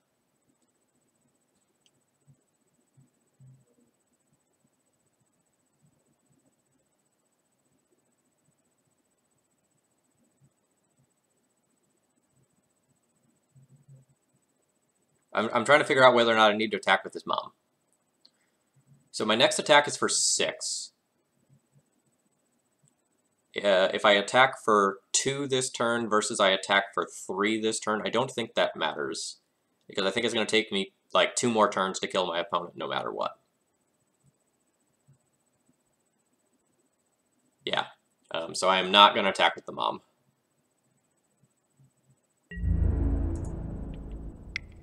And by not attacking with the mom, I will get to hold up protection from something like, you know, land, abrupt decay, or something of that nature. And by having mom plus a flyer, I stop my opponent from crashing in with a Merit Lodge if they just produce one. Yeah, Cheesehead, not a lot of removal, but there are going to be a couple of pinpoint removal spells in my opponent's deck.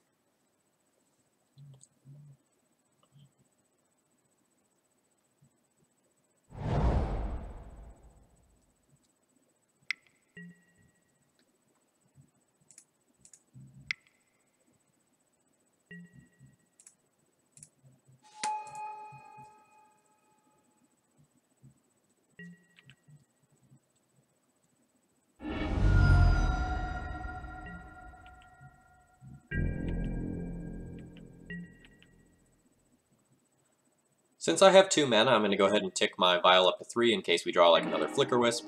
Ooh, Surgical.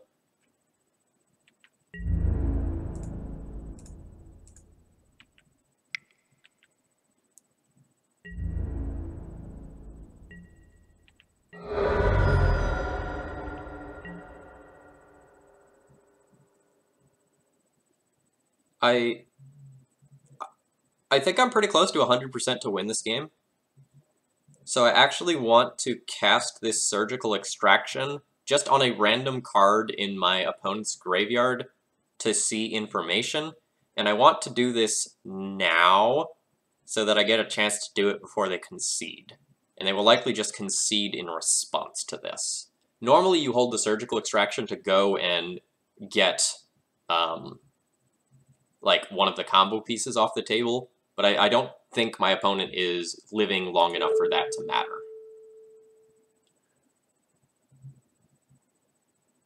I'm going to go ahead and hit Street Wraith since it's a redraw.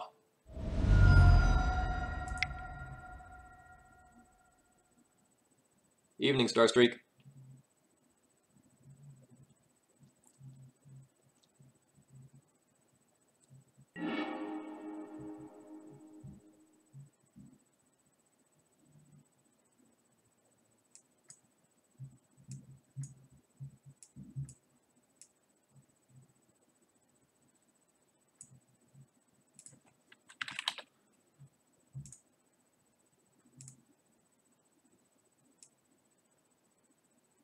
So we'll just take a quick screenshot of my opponent's deck. So of note, they have a bunch of Abrupt Decays, a Bitter Blossom, 2 Dread of Nights, ooh, Grizzly Salvage, alright. Some weird, Traverse. Oh, I see, so my opponent is using the Street Wraith and the Baubles to fuel the Delirium of Traverse. Okay, that all makes sense. Alright. I'm actually going to leave the Street Wraiths in the deck, because if my opponent draws one and they pay 2 life to get it, that means my Serra Avenger alone is lethal. So that's all fine.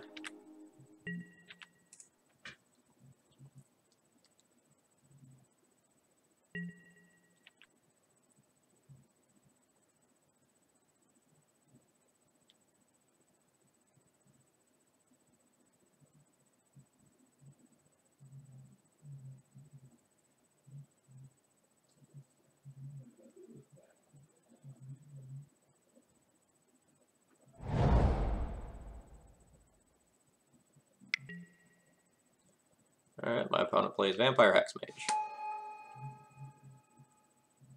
And they still have crop rotation up, but nothing to crop rotation 4 that matters.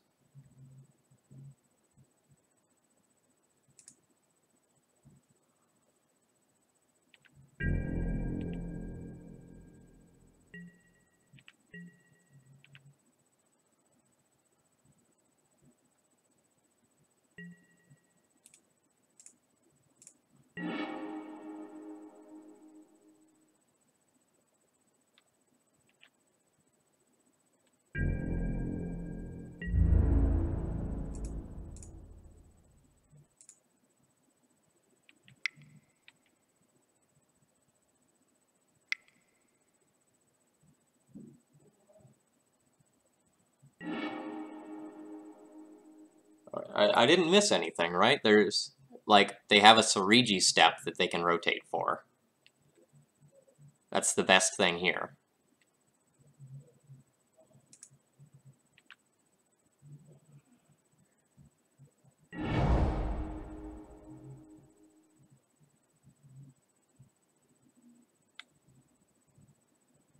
Okay.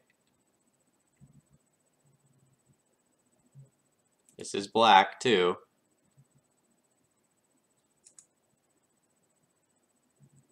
So, like, you only get 1 block here.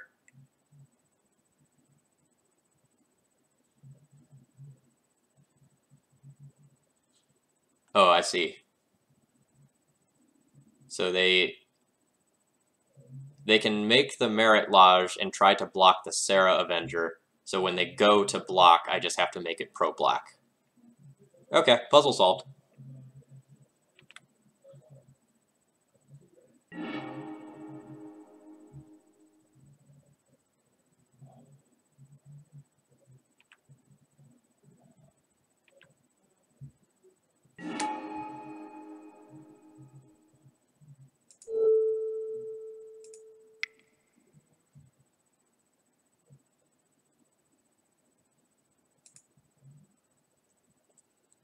Sorry, it took me a minute to figure out like what my opponent was doing because like they were taking a line that couldn't win them the game, and I was confused.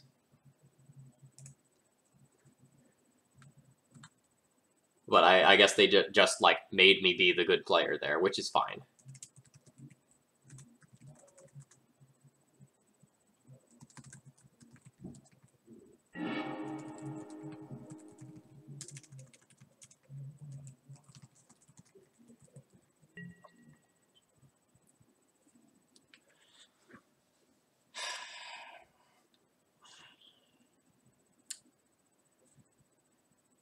So this hand is not very good. It has a Swords to Plowshares as early disruption, and a Mother of Runes as a turn 1 play. But all of the rest of the cards in my hand require me getting a second white source. With said second white source, I do get Mom Sarah Avenger, which stonewalls a Merit Lodge unless my opponent's Sariji steps. This hand is soft, and I just have to figure out whether or not this is better or worse than the average 6-card hand. A 6-card hand with Ether Vial is more or less, no matter what, going to be better than this. A 6-card hand with like a Pithing Needle or a Revoker would probably be better. But like I can draw a lot of cards off the top to make this into a strong hand. So like a Wasteland or a Caracas off the top is pretty great. A 2-drop off the top is pretty good. A land is pretty good. Like there are probably so many cards that make this an acceptable hand that I should probably keep it. But this is one of those hands that doesn't have a great game plan and potentially should go back. But there are so many live draws to make it fine. Like probably more than a third or maybe even more than a half of our deck are great draws. And maybe that's good enough to keep.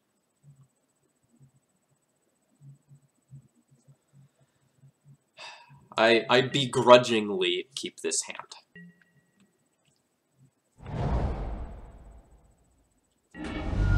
Yeah, Red Panda, like, it is fine to make your opponent have it. Like, it is possible that I mess up, and, like, I don't see what they're doing.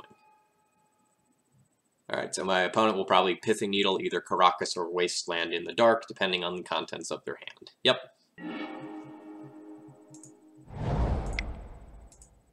So again, if I draw another Plains, this hand is pretty spicy because it deals with, like, multiple Merit Lodges. Like, boy, do we have Merit Lodge covered in these 4 cards. Ooh, Sylvan Library is a great card against us.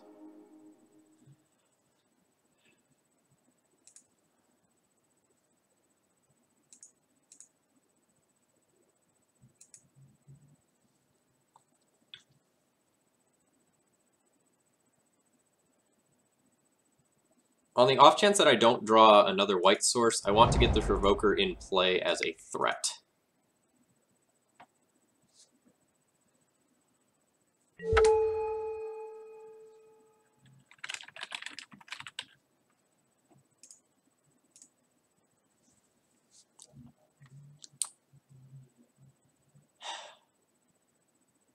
And I kind of want to get saucy with the Mom, because my opponent is likely to take a bunch of damage off this Sylvan Library, so one Mom hit in putting them to an even life total might be the difference from them like drawing an extra card with Sylvan Library a few turns down the line.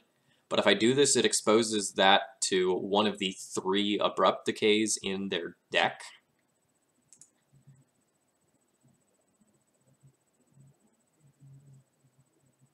But if my opponent takes their entire turn off to Abrupt Decay the Revoker rather than doing something proactive towards winning the game, that might be fine for me. And since I have 4 answers to a Merit Lodge in hand, I don't actually care that much if they make one.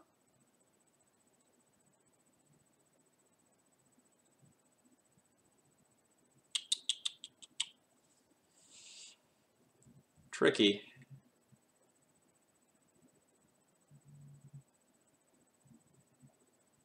If Mom or Evoker dies, you lose all plans you had unless you draw a white land. Yeah, so if I lose one of these two cards, my plan then becomes like port until I draw a white source. It's very close. I'm gonna hold the Mom up. Like, if my opponent didn't play Sylvan Library, I would attack with the Mom, but since my opponent gets to, like, look at a few extra cards this turn, there's a very real chance that they can just find the Abrupt Decay.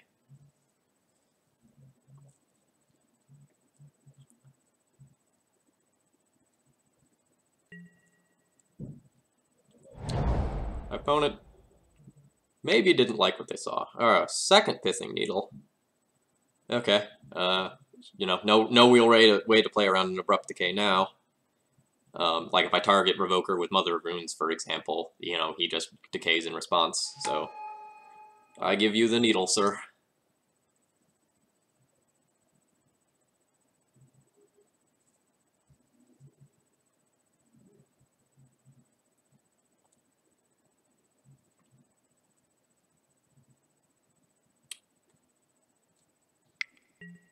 Alright. Yep, so there's that. So we played around that to the best of our ability. The best of our ability was not good enough.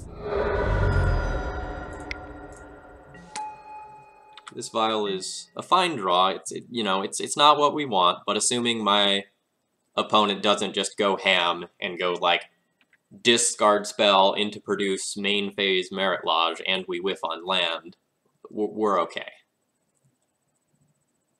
And that very, very possibly could happen. It would have to involve something like a Lotus Petal, though. Alright, opponent keeping one extra card with Sylvan Library. Alright, they traverse. That will just get a basic land at this point, though. They get a swamp.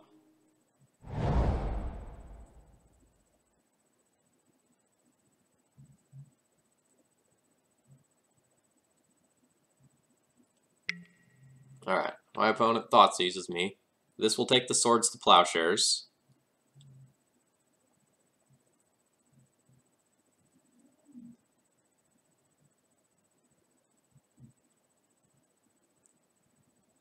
Library, see Phil? Imagine a Spirit of the Labyrinth here. Yeah, what I imagine is my opponent clicking no to Sylvan Library and fucking nothing happening. That's what I'm imagining, Basic Planes. Like, unless they just, like, don't know how their fucking cards work, which happens sometimes. Spirit of the Labyrinth does nothing against Sylvan Library.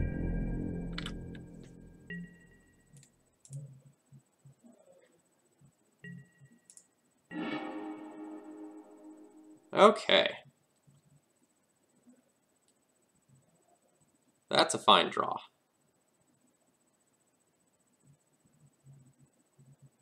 I just have to decide when I want to use this Wasteland.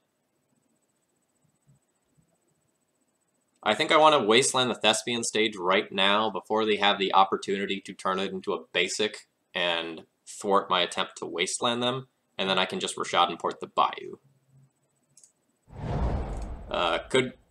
Could get... Oh, no. Pithing Needle on Wasteland. Never mind, we're going to port my opponent's Thespian stage in their upkeep. That's what we're going to do. That was the plan all along.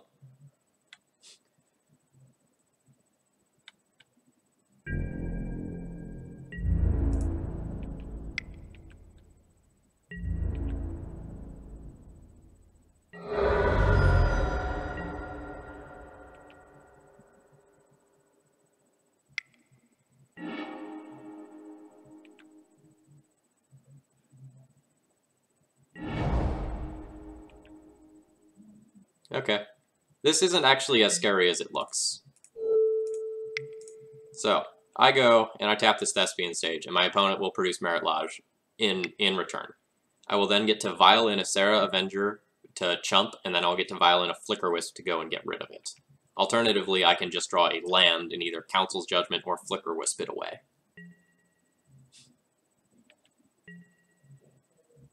Oh wow, opponent not going for the production of Mr. Tentacle Monster here.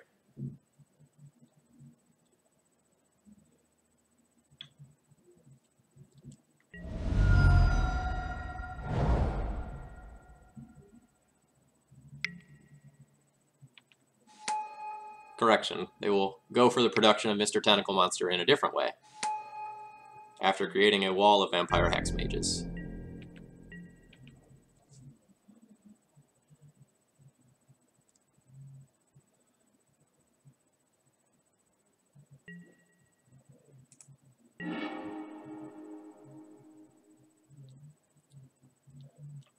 Still whiffing on that white source, but I think it's okay.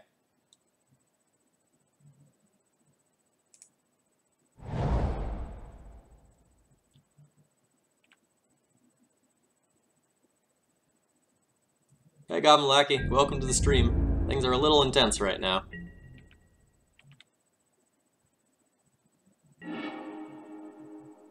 Alright. You make your tentacle monster.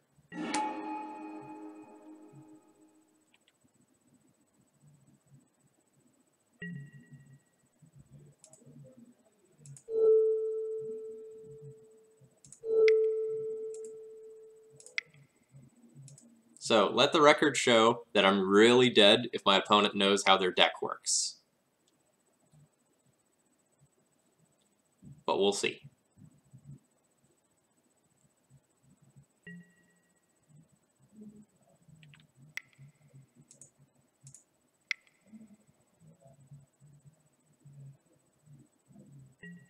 Oh man, my opponent doesn't know how their deck works. This is great. Okay, so my opponent could have used their Vampire Hex Mage to remove the counters from my Ether Vial so that I couldn't actually put in my Sarah Avenger. But they don't know how their deck works, so we probably win.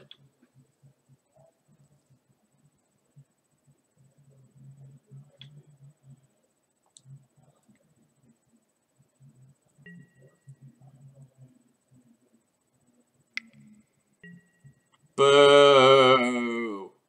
Boo!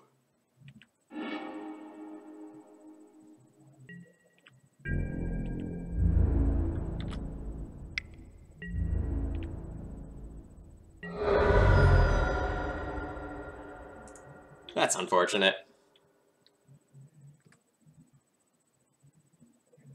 So note that I did that and gave my opponent a chance to find the Abrupt Decay there, because I was more worried that if I gave them more time to think, they might see the line. So that's why I did what I did, and if my opponent has an Abrupt Decay, like, they're most certainly taking that over pretty much any other card that's on the top of their library.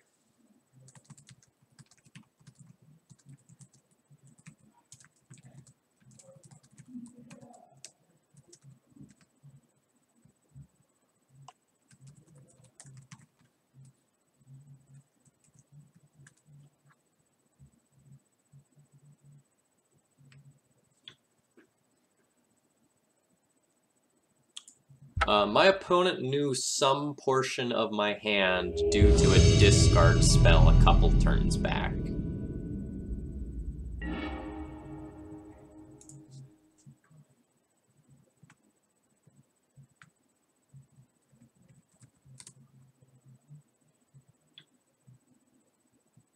Alright.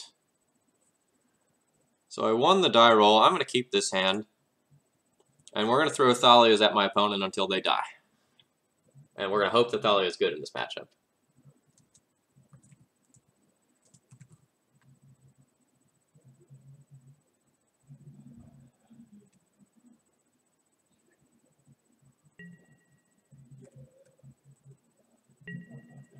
Crylis.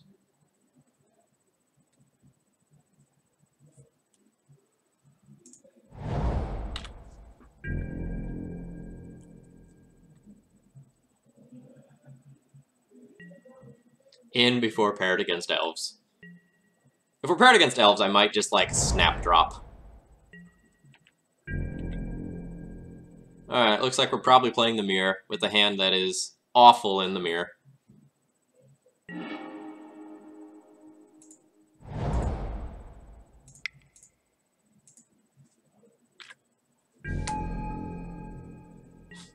In before against Nick Fit or Malamujo in alt account. Still playing the exact 75 D&T, of course.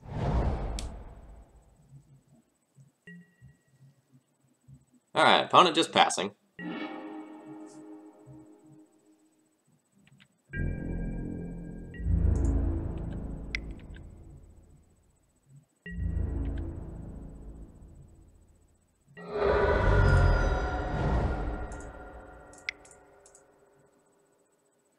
We're gonna give them an opportunity to Swords to Plowshares this Thalia. Nope, that's not happening.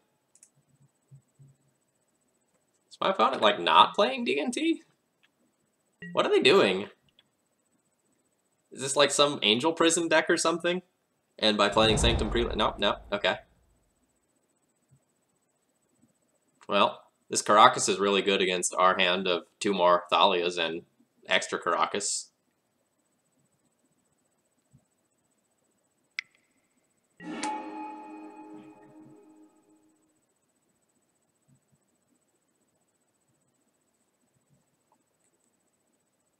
Why are you flickering my Thalia instead of your own Caracas, you idiot? Just flicker your Caracas, bounce my Thalia, get my Thalia out of here.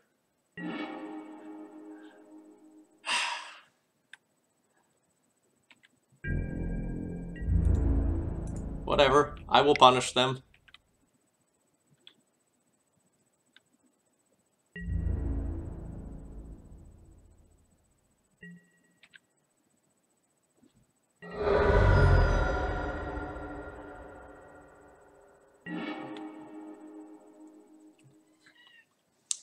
So, is my opponent bad? Do they have a bad hand, or both? Because that impacts how I want to play this out. Like, I can just double Revoker and, like, use Caracas as a Lotus Petal and just throw it on some pieces of equipment, which might be what they have in their hand. Like, they might have an opener that just, like, naturally contains, like, Jitte and Sword of Fire and Ice, which is why, like, it was so clunky. Or I can just, like, port them to keep them off of the 3-drops that they have. Like, I can go Caracas Lotus Petal, play a Revoker, put it on Umezawa's Jitte, play Caracas, port them off of 8 planes. If they want to bounce my Thalia now because they didn't do it before, then that forces them to, like, use their turn for it. That might be my best line.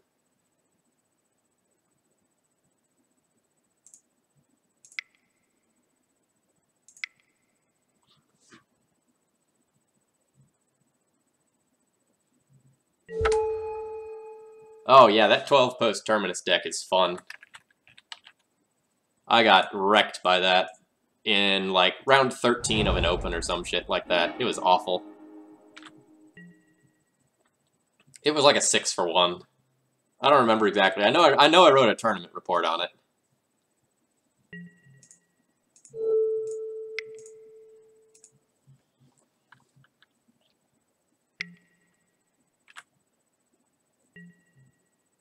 Yeah, so, like, more often than not, you play against pretty real decks on Modo. Alright, opponent has an Avenger. Opponent should wasteland me. Alright, not taking me off of double white, but taking me off that port.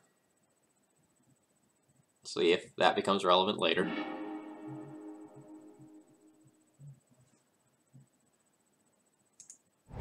I'm so sad that I can't punish my opponent's terrible keep, because my hand was just really bad against Death and Taxes.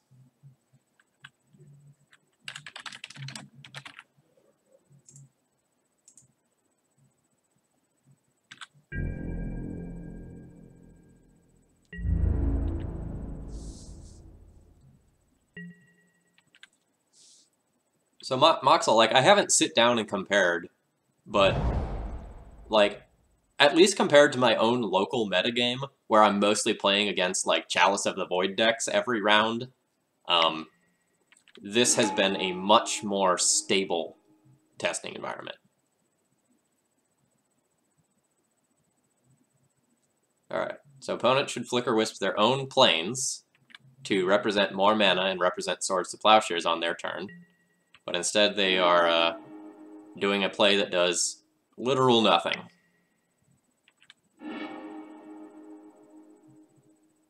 And I'm fine with that. Like, hypothetically, if they had a Swords to Plowshares, after bouncing the Thalia, they could then Swords to Plowshares.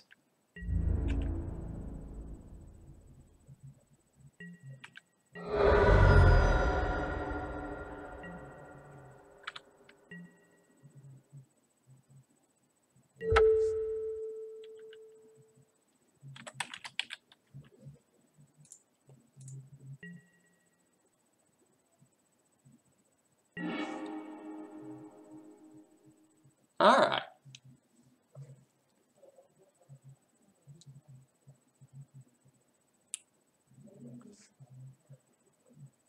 Well, we'll play this card that we've revoked.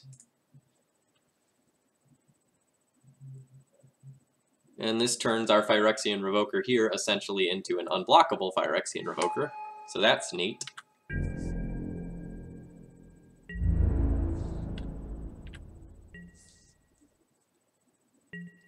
I potentially could have, like, attacked with that Revoker there and pushed 2 points of damage. But if they accept the block, or if they have their own Jitte there, it's pretty bad.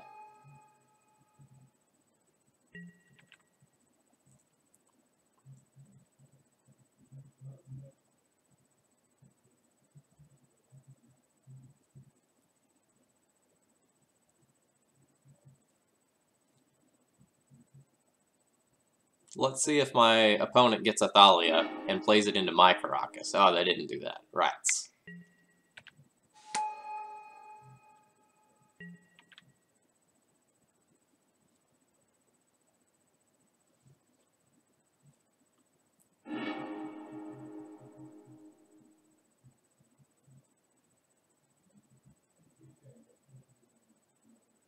Ooh, yeah, mismatched planes. I didn't even notice that. Not even different named planes, but just mismatched.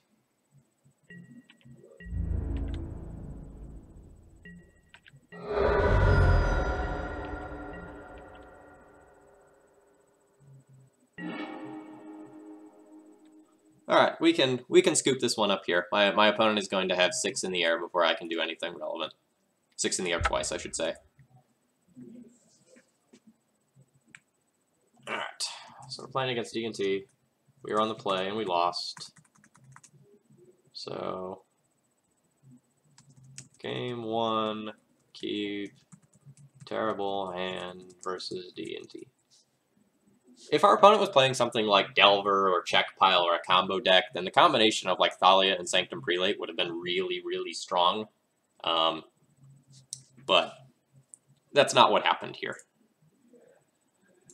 So we're going to get Pithing Needle, potentially Path to Exile, definitely Council's Judgment, and the Planeswalkers, definitely Disenchant. Alright, so let's do the usual stuff. Spirit of the Labyrinth, you're a fucking scumbag. Get out of the deck. You shouldn't be in the deck in the first place. You're bad and you should feel bad. And then we'll cut the Thalias and the Sanctum Prelate. From there, we have decisions to make.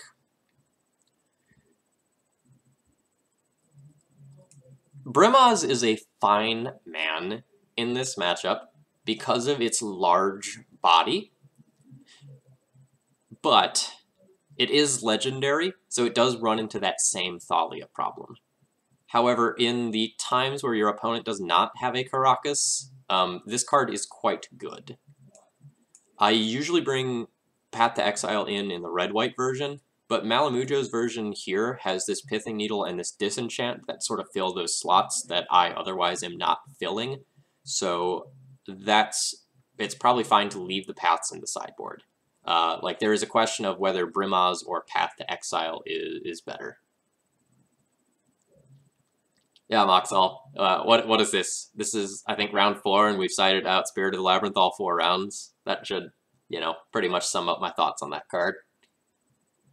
But, like, when you playtest someone else's deck list, you should first test it with their exact 75 to see if there's something you are missing about that deck list.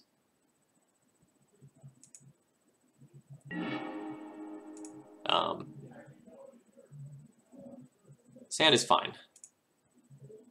It is a little action light in that we have these clunkers here, but we're 3 of the 4 lands to Elspeth, and this Stoneforge is going to have the possibility of like fetching Jitte, which is what you want to do in this matchup, and then deploying Batterskull sort of out of nowhere.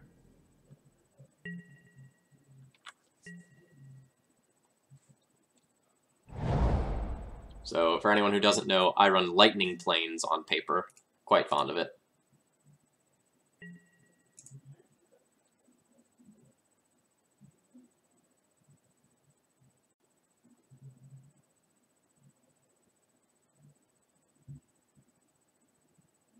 Opponent considering the meaning of life here in my upkeep, apparently.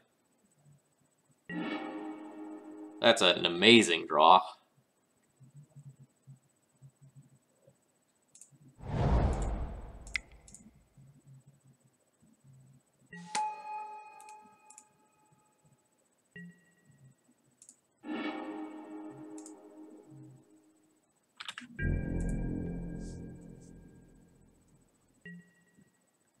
Ooh, man, you've been playing with the same land since the Ice Age release? That's strong.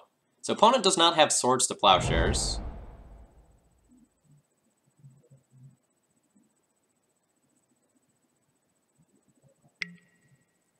Alright, opponent has a Revoker. They'll revoke Jete, and then I'll get to, like, just put in the Batterskull. And, like, I'll have Sarah Avenger as well. So that's great.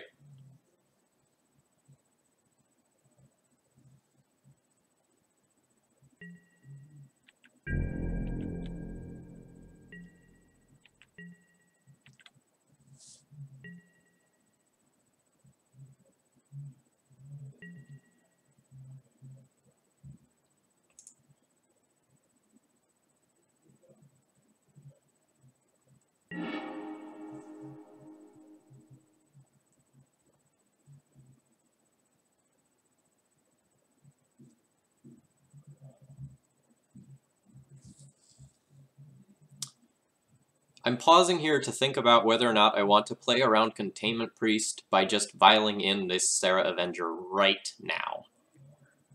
I think the answer is yes.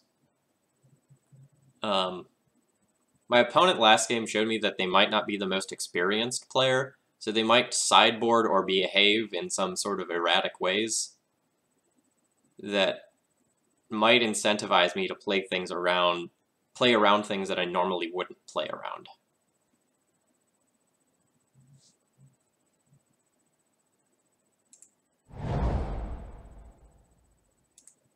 So I think I will go ahead and do that.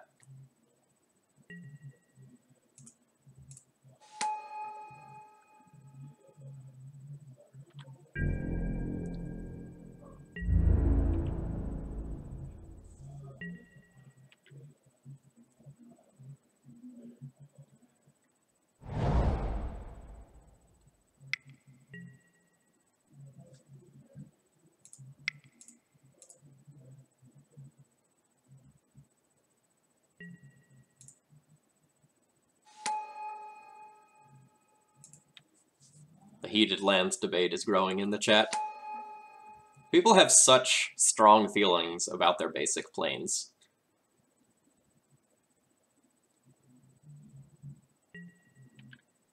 I think there are a lot of correct answers. I think mismatched basic planes is a poor choice.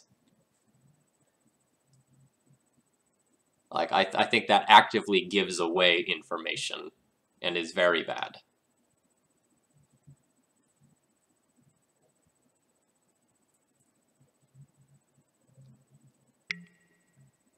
Alright, Swords of Plowshares, the Sarah Avenger, that's fine.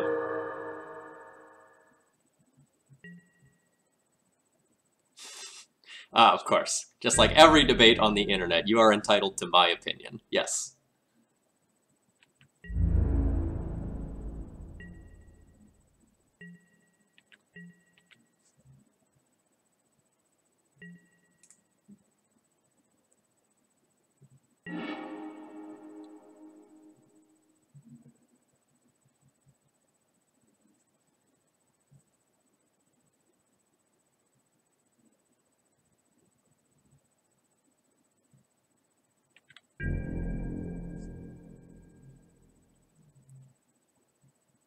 Ooh, yeah, I like Zebra Planes.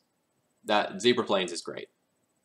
I got a bunch of Zebra Planes in one of the, like, bulk boxes I got when I first, like, bought a small Magic collection.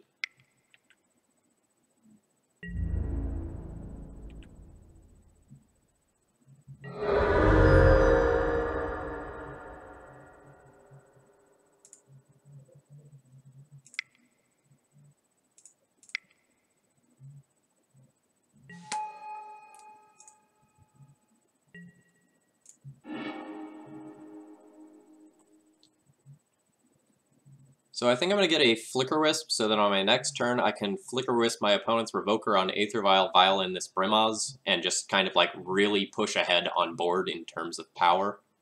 There are other options I can get, like I could just like get a Mother of Runes, but I like the Flicker Wisp line. It also lets me like just like Flicker Wisp for another Flicker Wisp if need be.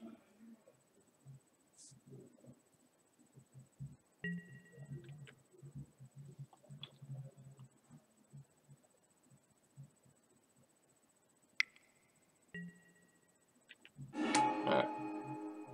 Oh man, I hope my opponent Flicker Wisp my fucking Germ, and I just get to like reset it with the Flicker Wisp I just got. Oh god. This is grand.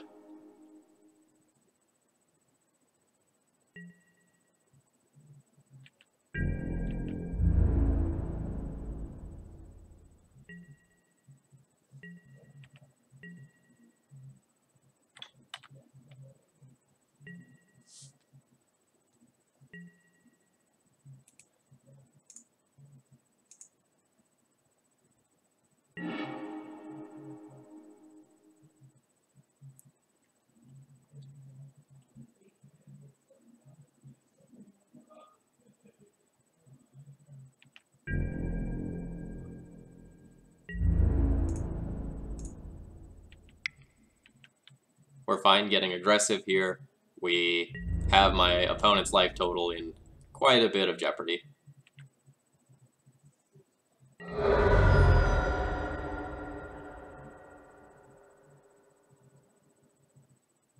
And I think I want the Batterskull Germ more than I want to, like, flicker this Revoker and put in Brimaz.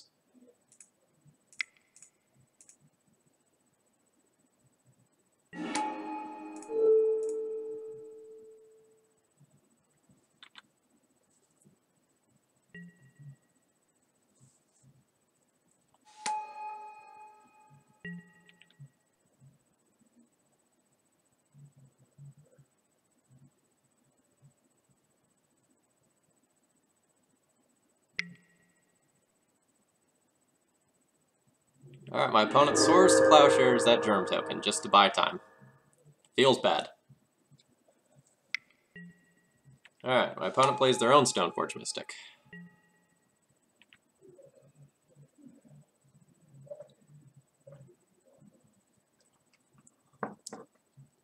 Let the record show that I don't think they should have used that Swords to Plowshares at that moment.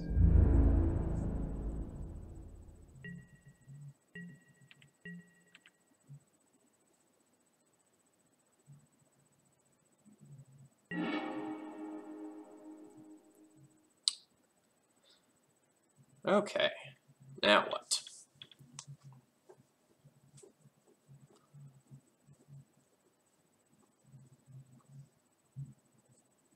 I'll make the Flicker Wisp attack. That's a fine attack, and if my opponent wants to trade, I'm happy to trade.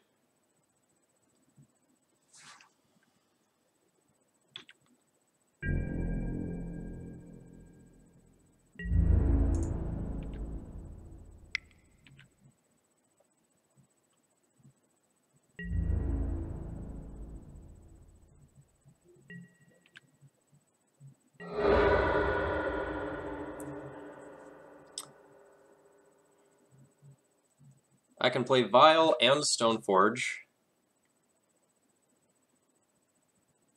Or I can play Brimaz. Brimaz is awkward against the Batterskull, though. Because it can't attack into the Batterskull. Since this Aether Vial isn't doing anything, though, that might be fine.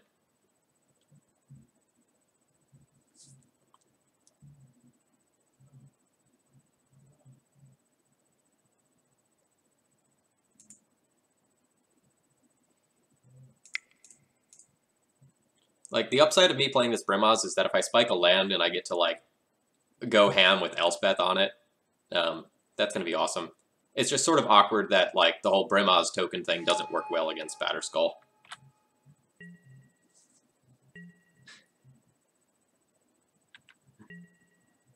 Kenny, that's a real clickbaity quote. Captured it well there.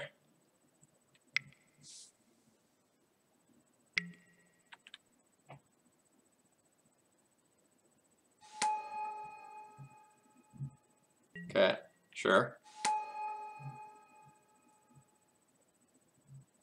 Again, like, you don't have to do that now. You can hold that up pretty safely. And now you give me the opportunity to do something like Flicker Wisp the Germ token to push Brimaz through.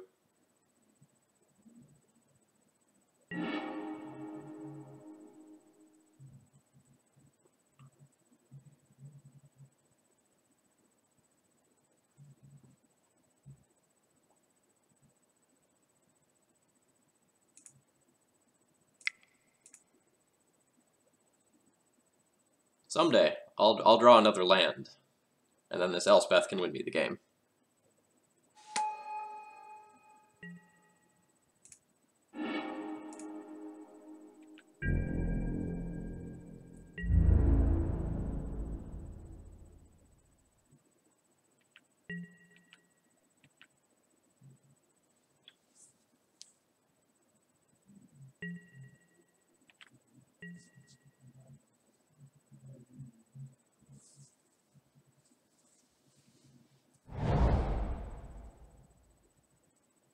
That's a super unfortunate draw for my opponent to get.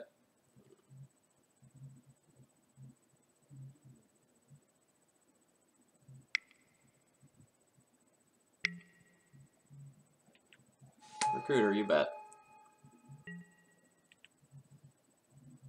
So they're just going to Recruiter for Revoker, revoke Sword of Fire and Ice.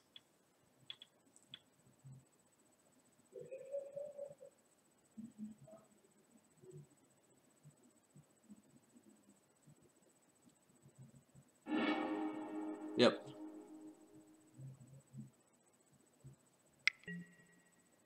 So this is a pretty poor line on my opponent's end, because if they just, like, wasteland me, I can't play an equipped Sword of Fire and Ice right now anyway. So, like, they can wasteland me, play Recruiter, and intend on Revokering on the next turn very, very safely.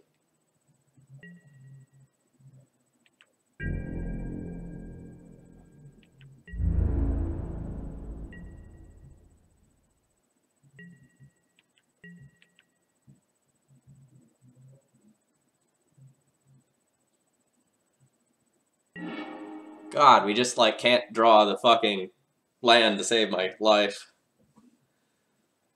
Okay. What do I revoke?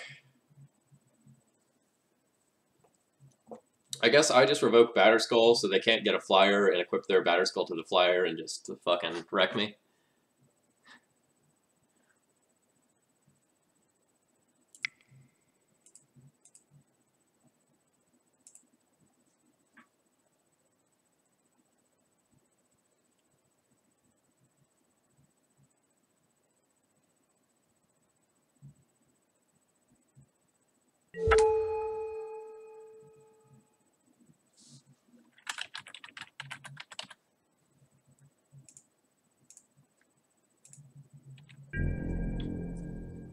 So, like, the only reason this matchup is going so long right now is because my opponent has played poorly, and also I haven't drawn land. Like, my opponent had a couple of opportunities to get really far ahead this game that they just missed. And I haven't been able to punish because I don't have lands.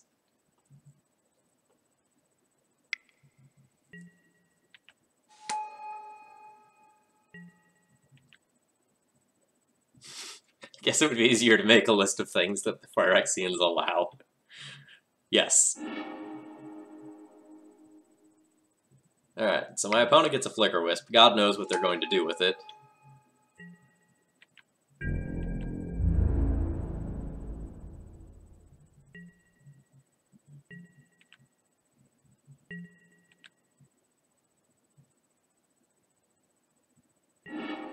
Alright, so now we draw this land finally, but it might be too late because my opponent has this Sarah Avenger.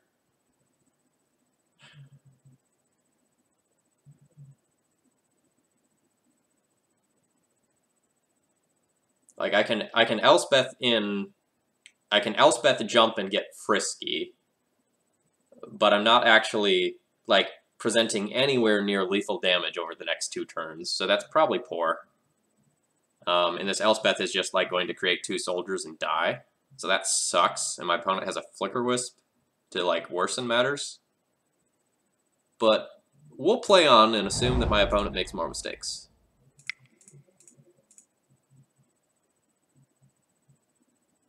Yeah, Moxall, like, I'm so dead if my opponent just starts going on the mana denial plan. And that's just, like, super clear to anyone who has experience playing this matchup. Like, you know, I have 4 cards in hand that I haven't deployed.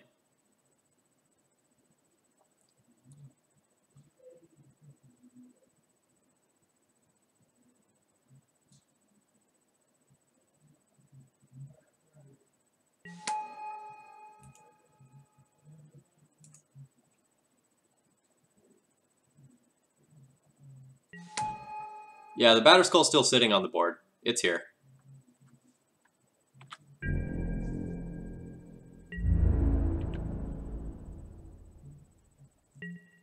My opponent Flicker Wisped it and then Swords to Plowshared it.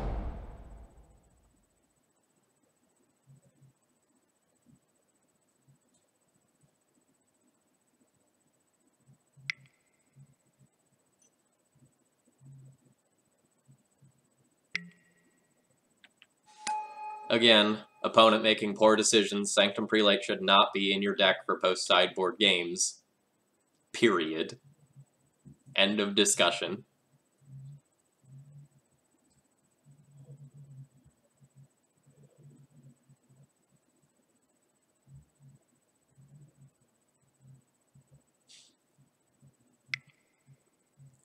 It's fine. Like, my opponent has given me a lot to talk about.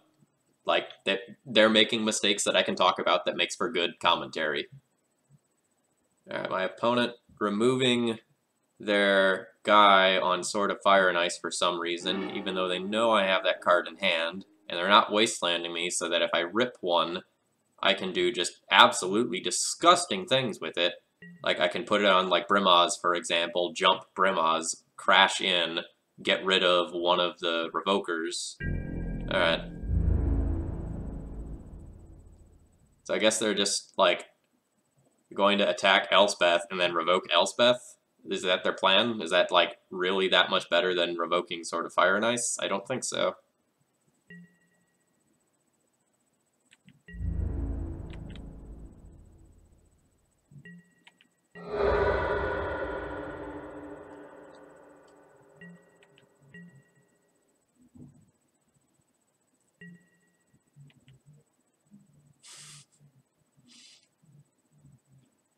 Yeah, of all the things my opponent could have done with their Flicker Wisp, that was one of the worst choices.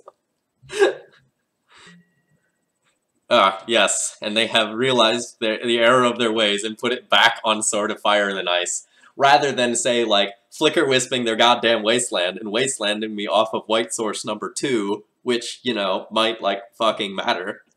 It's fine.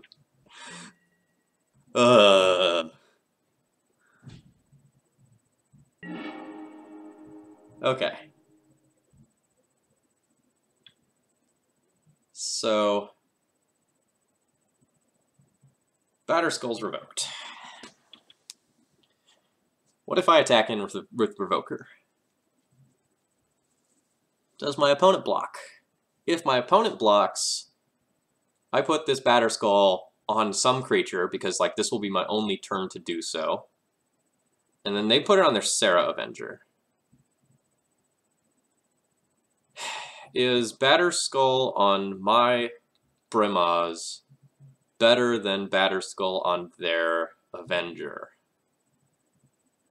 There could be a really weird gang block on the Brimaz that would make that answer no. And my opponent could Wasteland me, but I don't think they know that Wasteland can blow up lands based on their lines of play so far. So maybe I have to play around that. At least they didn't flicker their Gerb token. That is true. That is a thing.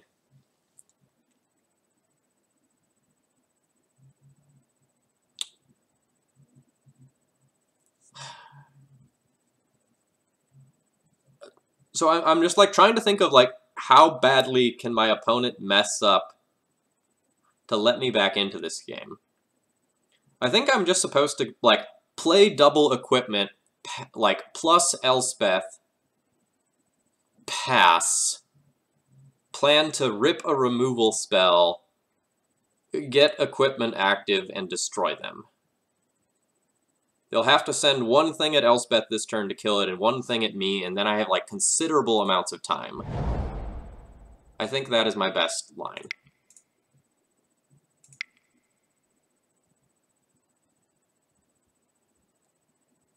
Stunton, I'm only half kidding at this point. Like, I am so many different levels of fucked if they just wasteland me.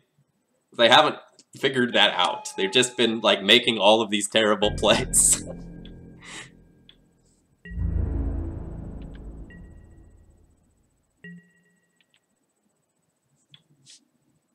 Yeah, so, like, basic planes, I had, like, Council's Judgment in mind, for example. But my opponent can wasteland me off of that if they know how their lands work. Oh my god. That's happening.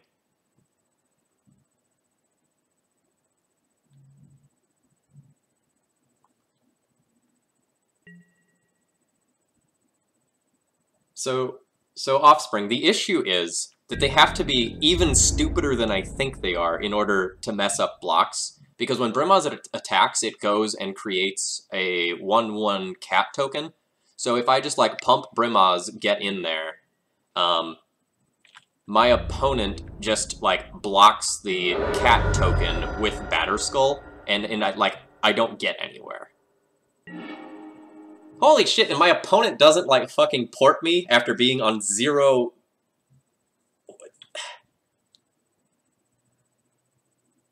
Big breaths. Big breaths.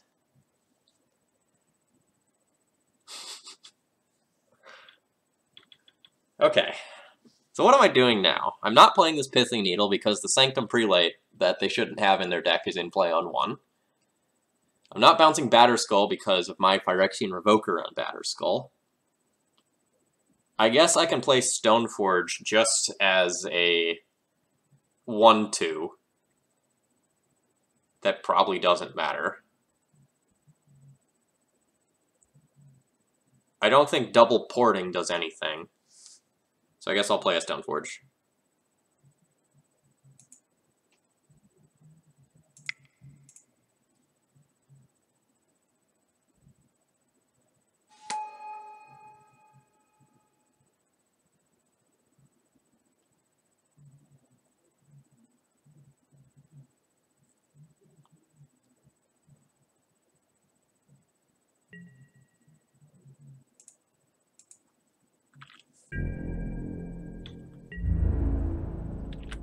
Yes, Goblin Lackey, that is accurate. Despite all of my opponent's mistakes, we're still probably losing. I'm going to show them how Rashadan Port works by porting their port so they can't port us off our only white source. And this will let them know how Rashadan Port works.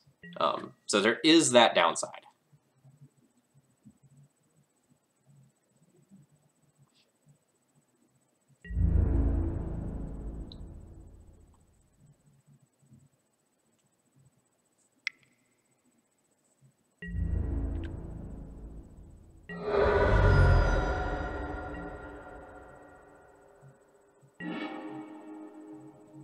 Alright.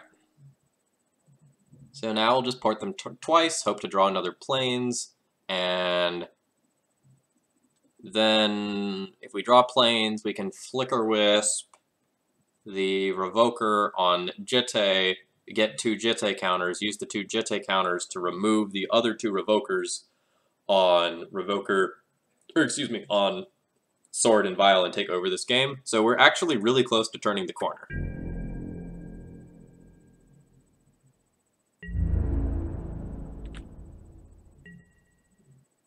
I think we're down a game.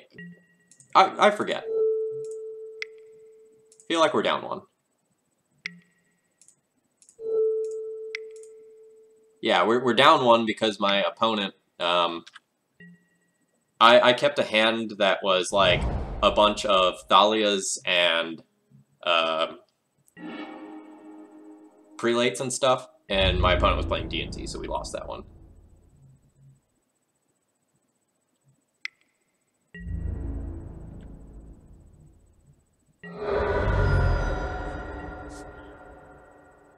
Opponent knew how Wasteland worked this time. Alright, we drew a Plains. I don't think the Plains does anything this turn, though.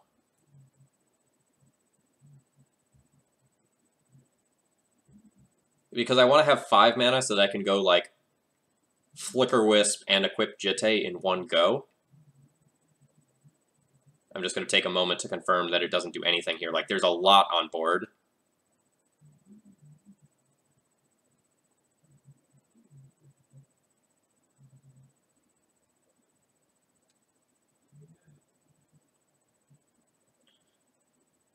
I can reset my Batter Skull, but that doesn't do a ton.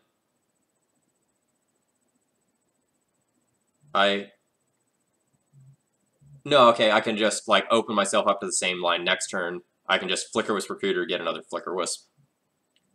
We'll do that.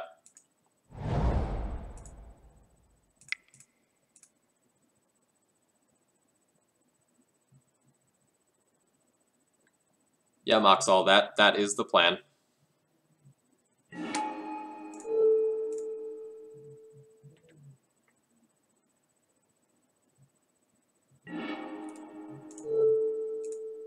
We'll always send my opponent's port so that I can actually do the line that I want to do next turn, because we know how Wasteland works.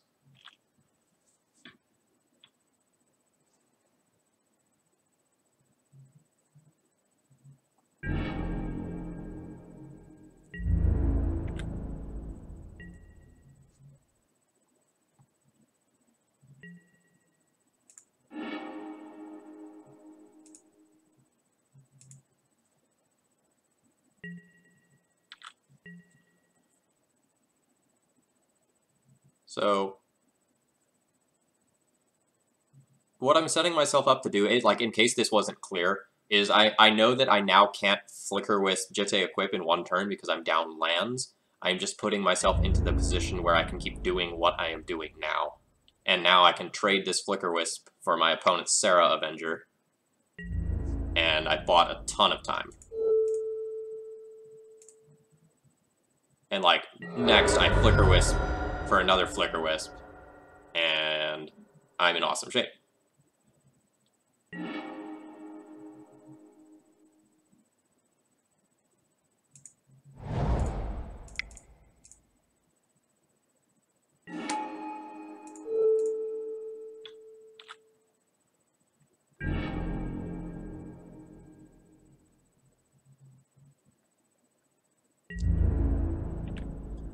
Of note, the next Flicker Wisp is Flicker Wisp 4, though. So I don't get to do this again. I will have to hold this next Flicker Wisp. Oh yeah, I'm sure that my opponent's hand is full of, like, unplayable cards. Alright, let's see how you mess up your Flicker Wisp. Alright, you have Flicker Wisped your Recruiter. That is acceptable.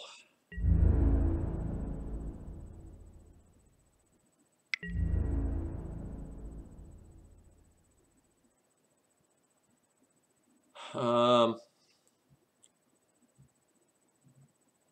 will accept your trade. I want to protect my life total at this point.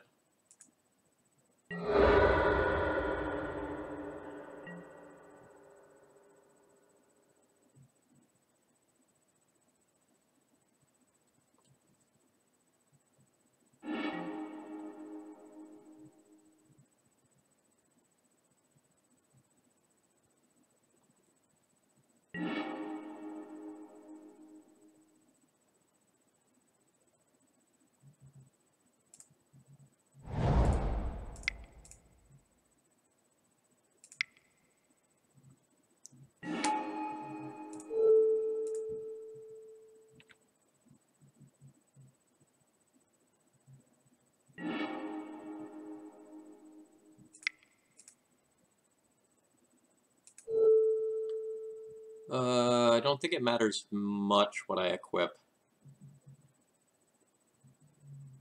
think I'm gonna pick Brimaz just since it's the fattest. I know it's going to, like, create that token that can give my opponent life, but I don't think the life is relevant here.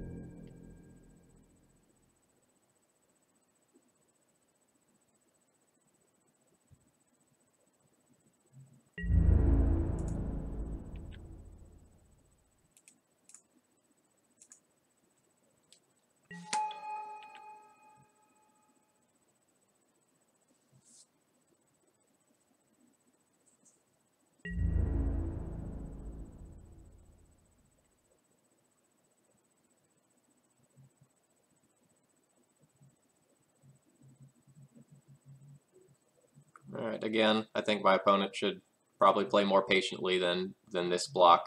Like, the Germ assuredly should go over on the Cat Soldier to just, like, gain free life, I think.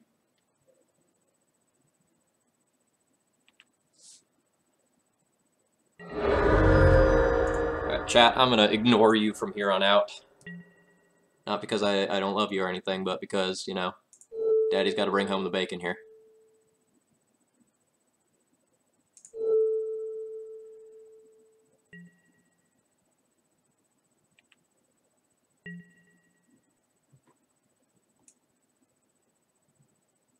Alright, so this is my opponent's Revoker coming back that is going to name Jitte.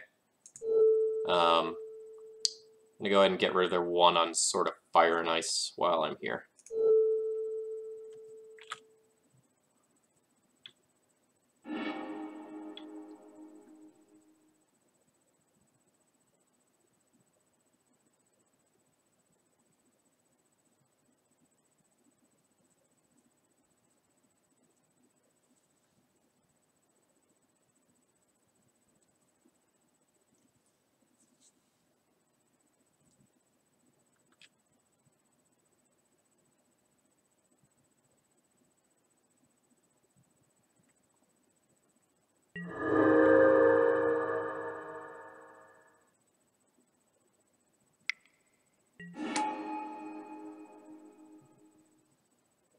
Okay, what would you like to do with that?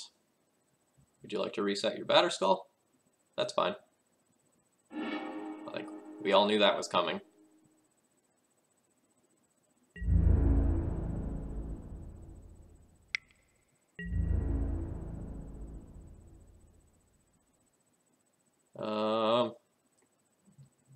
So I can trade my Flicker Wisp for a Flicker Wisp here. And then I just need to attack in with something that is 2 power on my turn. Yeah, this is a fine trade. Like, otherwise I'm just, like, going to put the Sword of Fire and Ice on here and, like, trade for a Flicker Wisp anyway by attacking in.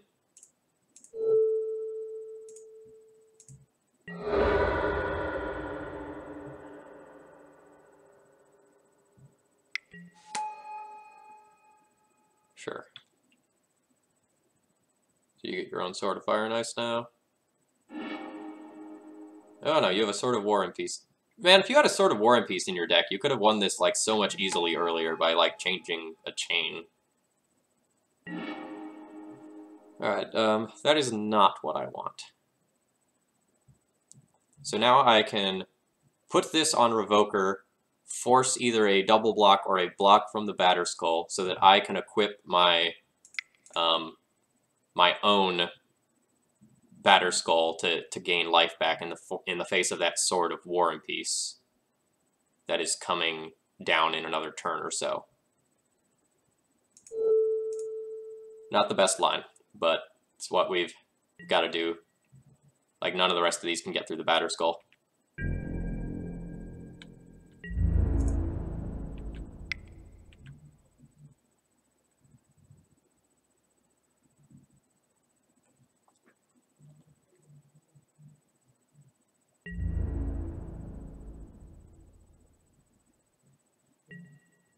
Okay, opponent just opting to chump.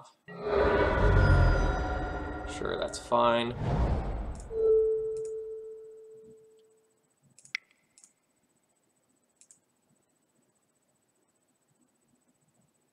Because we can kill our Revoker and Batterskull like this. Welcome to Non-Conventional Lines, ladies and gentlemen. I'm your guide. My name's Phil Gallagher.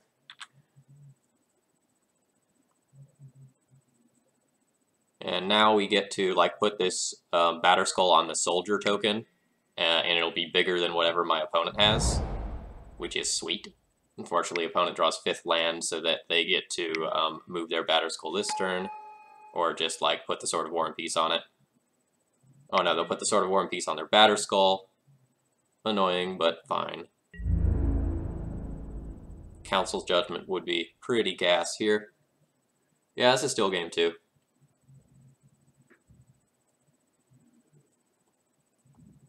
It's unfortunate how quickly this Batter Skull is going to clock us, because we can't play out these 1-drops. We can't play out the 1-drops because of the Sanctum Prelate that my opponent should not have in their deck, but they do.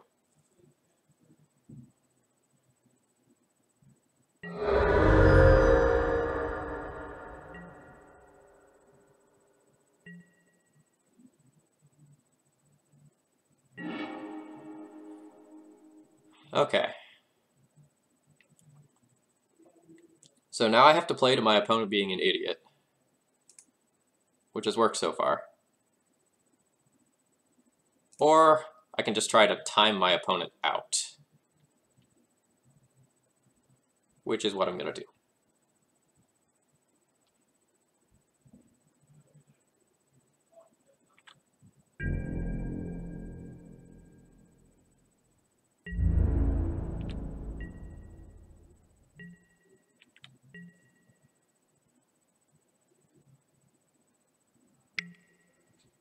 That's a problem.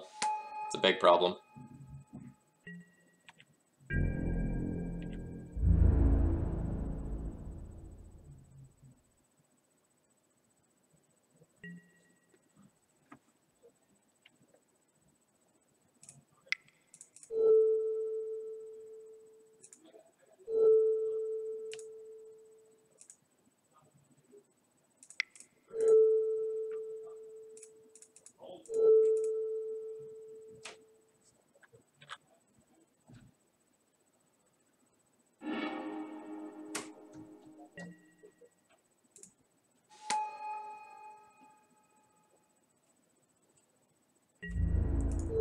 Opponent didn't attack with the Flicker Wisp because they thought I was dead, which is a very bad action, but hey, that's the name of the game here. It's not a common line, to be fair. Man, if we could stop drawing lands, that'd be awesome.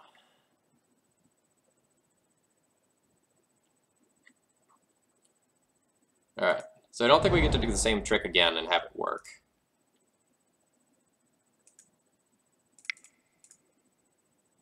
But we're going to try.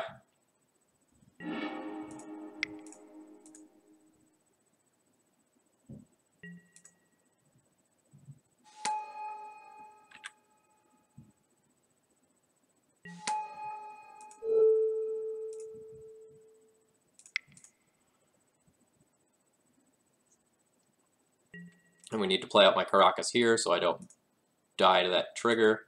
Oh, did I already play a land this turn? That's unfortunate. Oh well.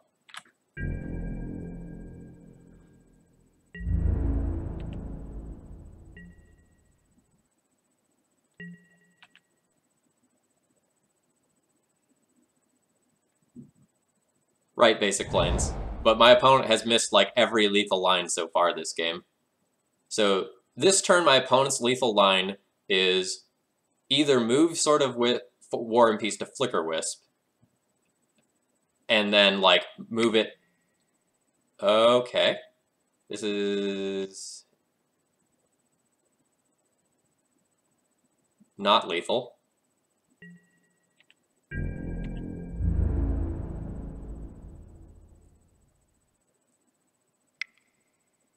Okay.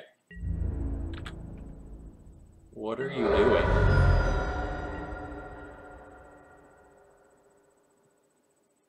Punting? Punting is the answer, right? Now I can swing in for 6 with this germ, gain 6 life, and then do my whole song and dance again?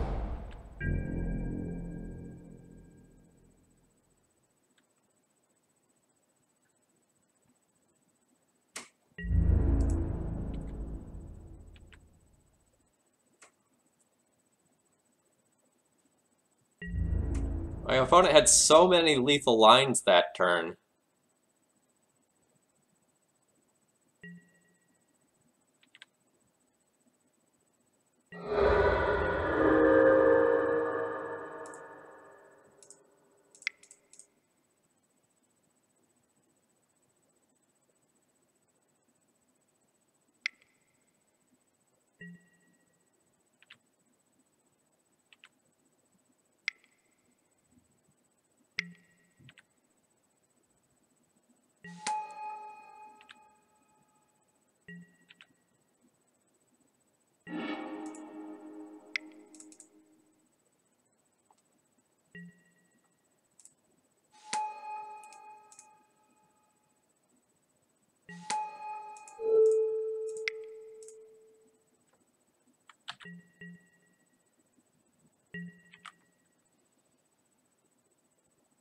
It's learning. That's what it's called. It's learning. Yes.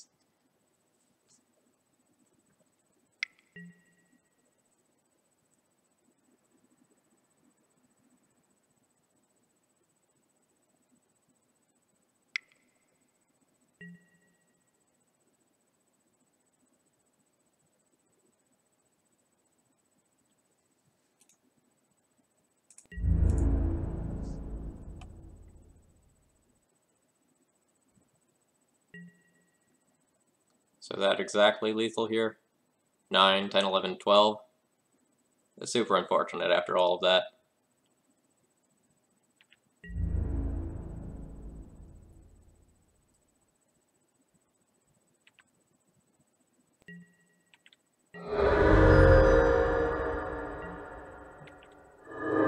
Yeah, so that was a really good game for me to talk about all of the mistakes that my opponent was playing, but like I lost this game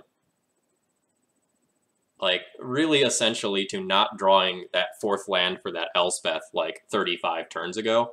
And my opponent had every opportunity to win this game. Like just an easy line on the previous turn, like would have involved moving the Sword of War and Peace to a non-Batterskull creature, giving Batterskull protection from white or black, or excuse me, black to get it through the Batterskull. Re-equip Sword of War and Peace. I have no blockers that can now block the Batterskull equipped with Sword of War and Peace, and that is lethal. Kenny, they were playing around your own Flicker Wisp? Yes, the Flicker Wisp off my vial that is revoked. That's the sort of life we were living. And like this happens sometimes where like your opponent plays terribly, they make almost every mistake they could possibly make, and you still lose. And that's okay. Like, I'm not upset about it. Like, I had every opportunity to win this game very, very easily, and I had no business winning this game. Like, if my opponent was playing anywhere near competently, I just can't win this game. And, like, that's fine. But, like, man, my opponent was bad. You know what else is bad? Spirit of the Labyrinth. Fuck that card. I'm dead in this league. I'm gonna go ahead and play one more here, just for the giggles, just to like give Malamujo's deck list it's just desserts.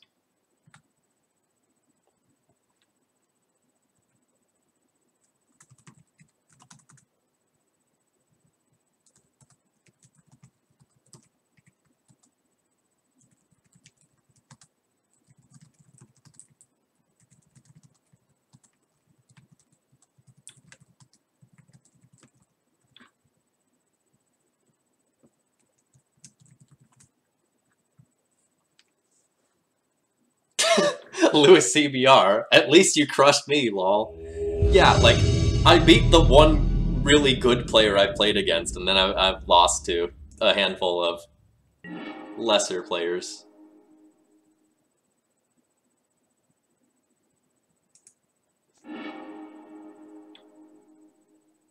Alright, I'm not gonna bother to look up what my opponent is playing. We're keeping this hand. This hand is sweet against, like, everything. Plus, we're in the crap bracket, so... Any thoughts on the Elspeth? It costs 4 mana. That was relevant. That mattered.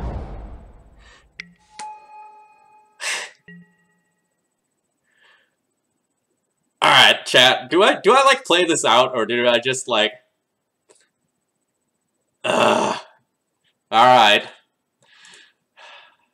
Alright. Let's do this.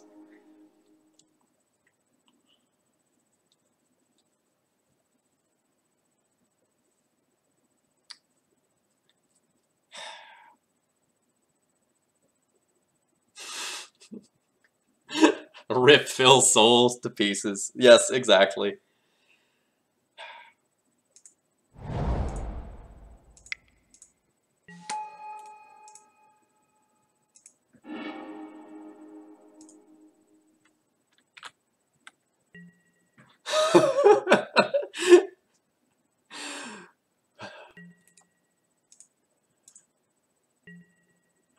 Maybe some weird white Nick Fit deck. How do I even respond to that? You got me. My opponent is playing respectable land. Wait until they wait until they show you that they know what Rishadenport does before conceding. It's perfect. We just use all the lessons we learned from the last game to win this one. Yeah. If my opponent plays anywhere near respectively this game, I am just going to concede to them.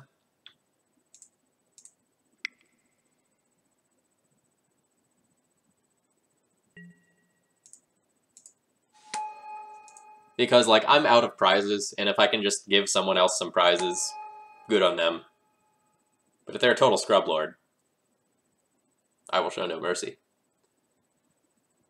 So my opponent's in kind of an interesting position here where I have, like, a whole bunch of things that all potentially need to be revoked, and he gets to pick one. Alright, opponent has picked Mother of Runes.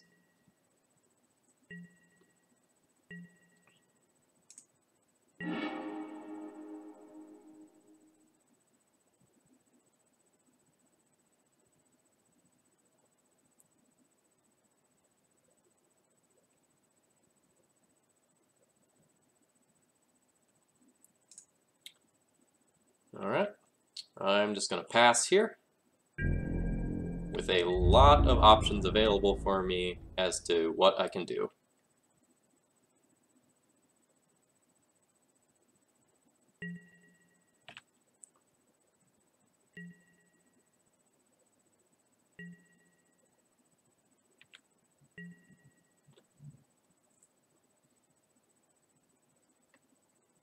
Note that we're not putting in the Thalia now, because we want to try to wait until my opponent taps the Caracas. So that it just, like, is not an action for nothing.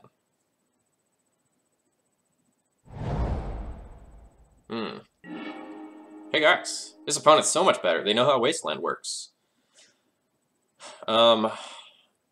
If I rip a land, I really want to have this Jitte in play. If I don't rip a land, I want to have this Batterskull in play. My opponent knows I have the Batterskull, and they feel pretty good about the line that they're taking and getting rid of this. So that might mean they have something like a Flicker Whisper or Crusader to just nullify it. So I'm going to put the Jitte into play and put the fear in them, so to speak.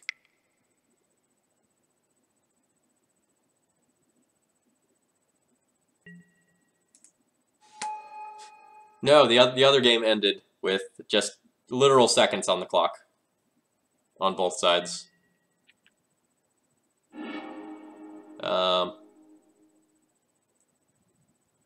If I had, like, Legend ruled Caracas for no reason, like 3 turns previously after my opponent fetched the Sword of War and Peace, then, like, maybe I survive the one more turn to take things over. But at that point, it wasn't clear that we were just going to keep drawing lands. So I don't think it was a misplay.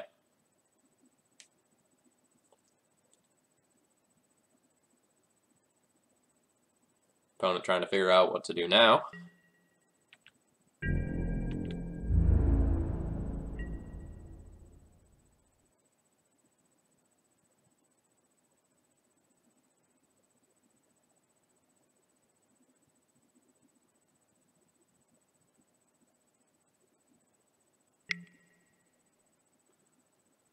Do I want to respond to that? I don't think I do, because if it's a revoker, my opponent is going to revoke Jitte. And I'd rather, again, play around this Caracas if at all possible.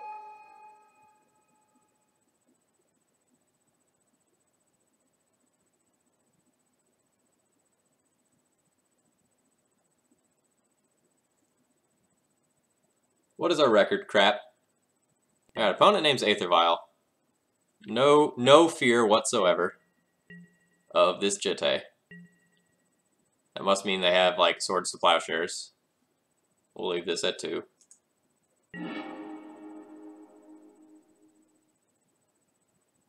So I have my own Swords to Plowshares. And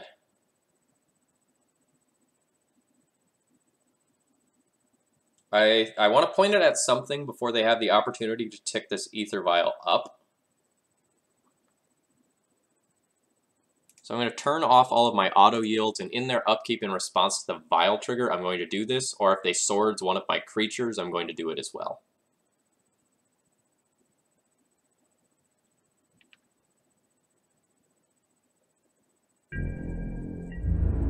Actually, I guess that doesn't make sense, right? Because it shuts off their Vial too, so I can just like hold on this Swords to Plowshares for a little while.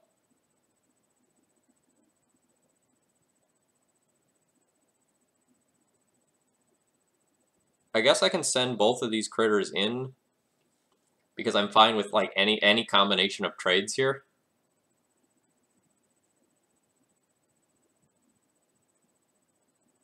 Yeah.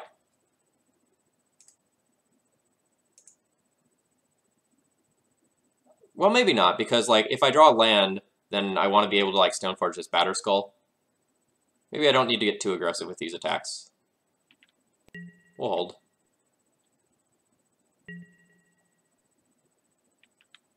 So my hope is that my opponent like Swords to Plowshares one of my creatures, and in response I get to remove the Revoker that's on Mom.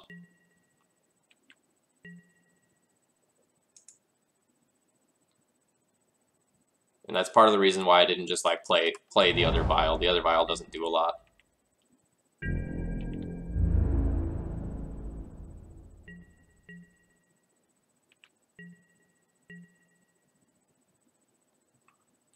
Alright. So here I think I'm gonna go ahead and Swords. And I Swords the one on Mother of Runes. And then my opponent will like Swords this in response. And then if I draw a land, I have like Batterskull versus his empty board.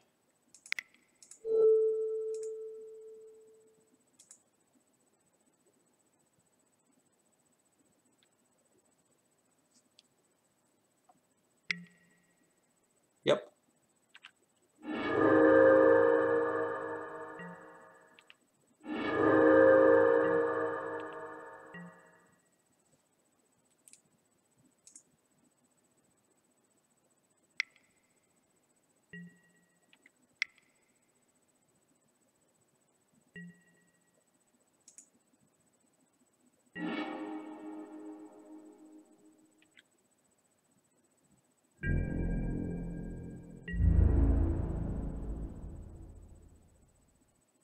I want to offer my opponent this trade. I don't think they'll take it.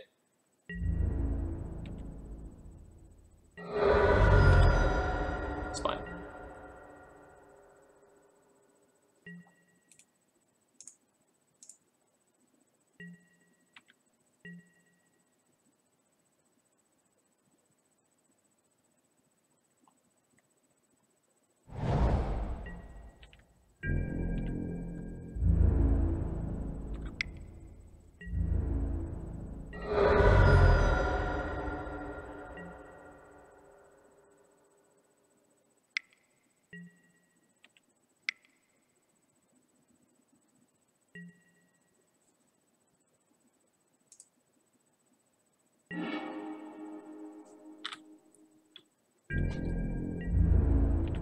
Oop, I forgot to attack. Oh well, I guess it's fine, because at this point I really do just want to like hold back the Stoneforge to stop the Revoker beats, because if I do that, then my opponent doesn't actually have a clock.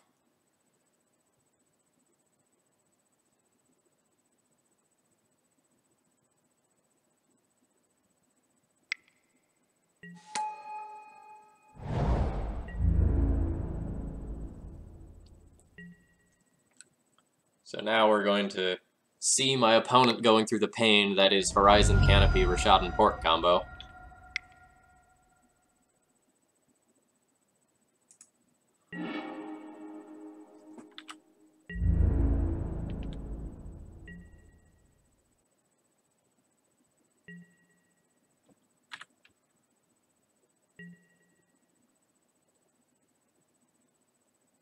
So my opponent is ahead on board, but I'm probably pretty far ahead when it comes to, like, actual quality of cards in hand.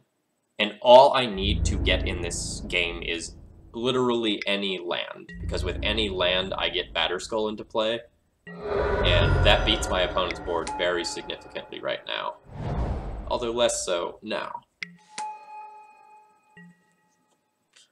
Alright, opponent gave us a lot of information about their build. On the off chance that I get this Revoker out of play eventually, I think my Vial is going to want to be on 3, so I'm going to go ahead and tick this up now. Womp womp. I hear that Phil likes Horizon Canopy almost as much as Spirit of the Labyrinth. Accurate. In the face of opposing Caracas, I'm going to discard Athalia here.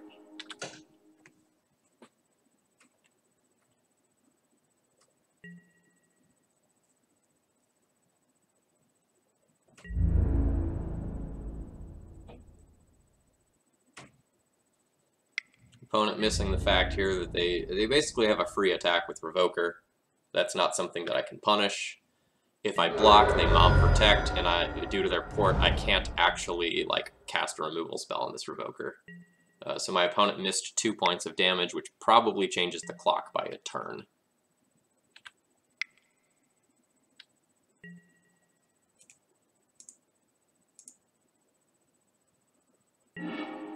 Alright. We are officially at the point now where we can potentially take over this game. This combination of, like, Mom plus Batterskull is going to be awesome.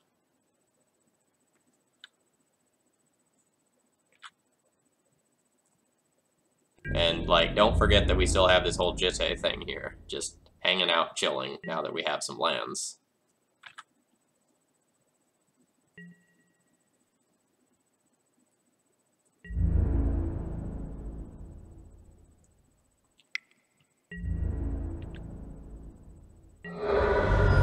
This guy's list is pissing you off. Alright, so opponent Rashadan ports me, and I'll make the obvious play here of dump in Batterskull.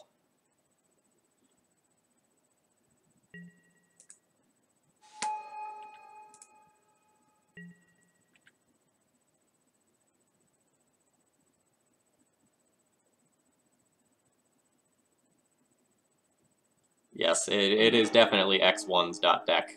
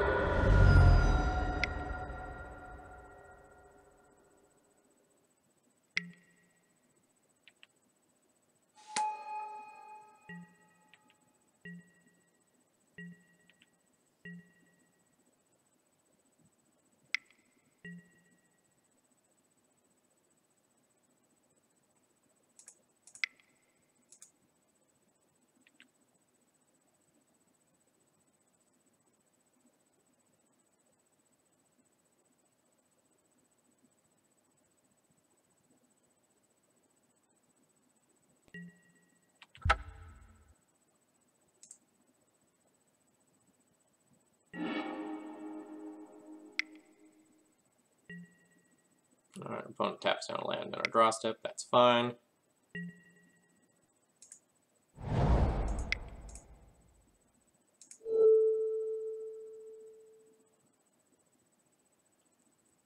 So I'm going to play for a 2-turn line here. I'm going to do something that's not immediately obvious.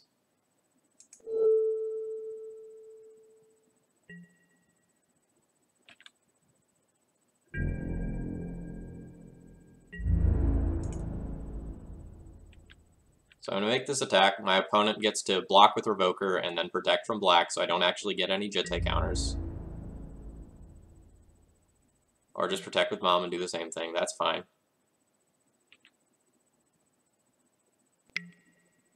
Sure.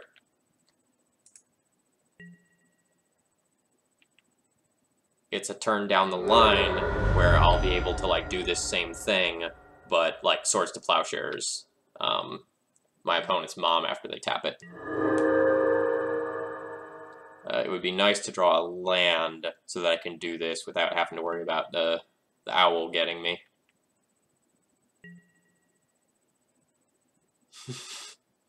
Kenny, that's a pretty cute idea you've got going there.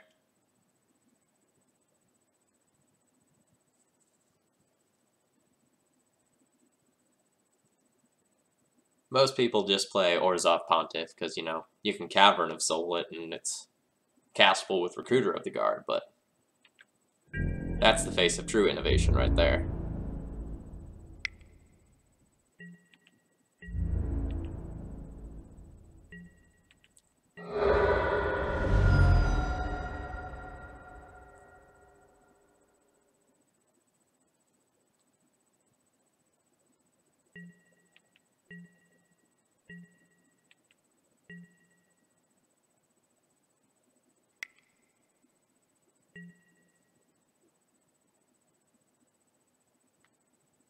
If I tap my opponent's port, that doesn't really work how I want.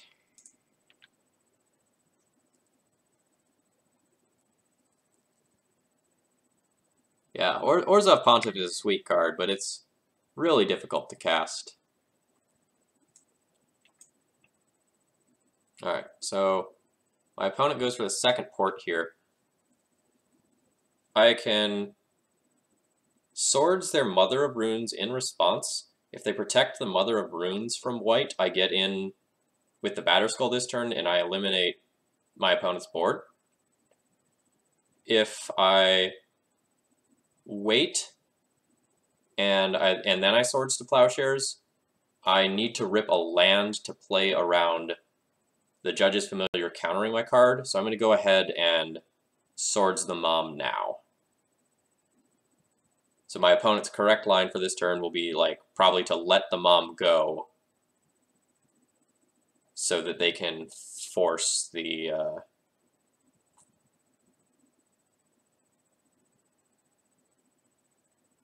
or alternatively, I just Swords the Revoker and my opponent protects this from white or protects it from black. No, they have to protect from white to keep it to live.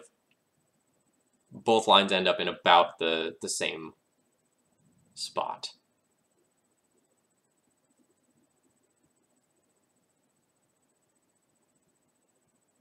I think I want to target the Revoker because then my opponent can't give pro black here.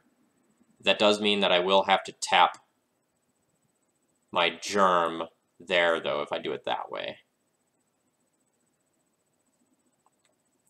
Interesting.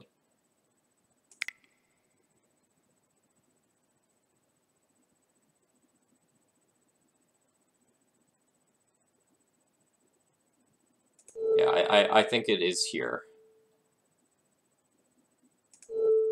It's very close, though.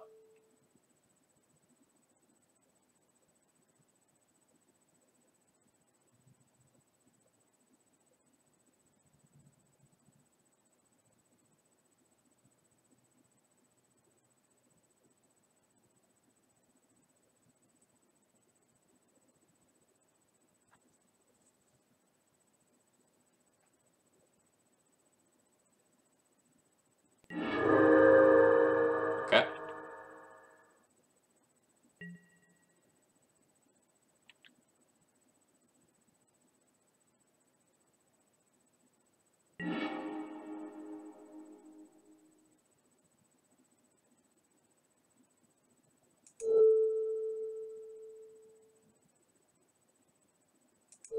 So I try to give this pro-white. If my opponent removes the germ with like a Swords to Plowshares, then... Oh, it just worked. Okay.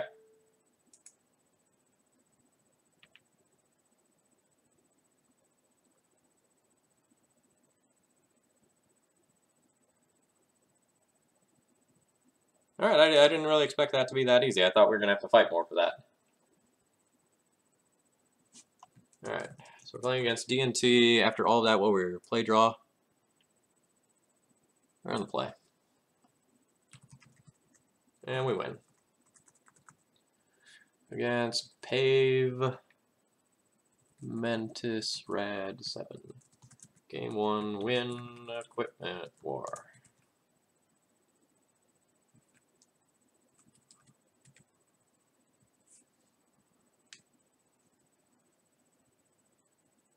Why not cast Revoker first?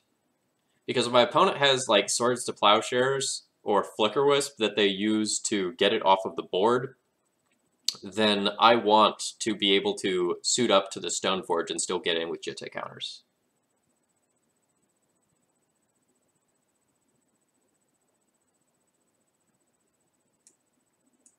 So sideboard, same as before. In Needle, Disenchant, Judgment, Judgment, Elspeth Gideon. Out, the Scumbag Spirit, the Thalias, and the Prelate.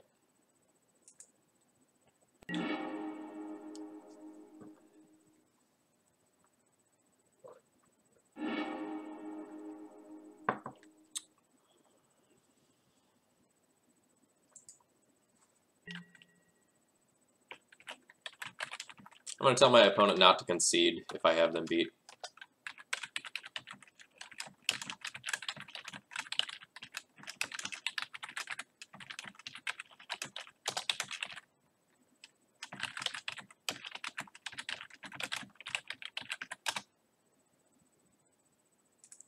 I'm going to keep this since my opponent mulliganed. It is a hand that is a little bit mana hungry, but it has a Stoneforge and 2 Revokers. That's fine. I might just fold to a Wasteland.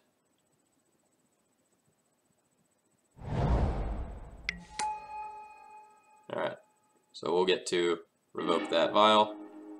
That's fine.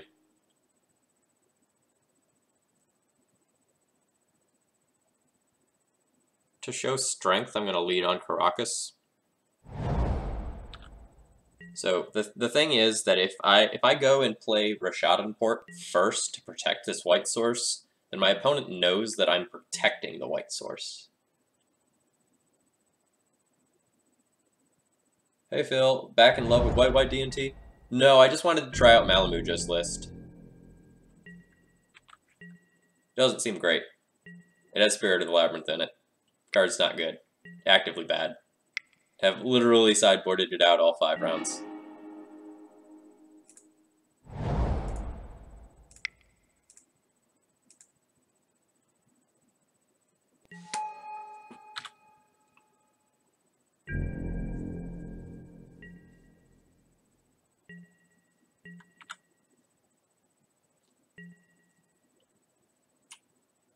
Cannon Fairy, I do have a couple other things that I'm going to try out. But generally speaking, I think the red-white deck is where you're supposed to be right now.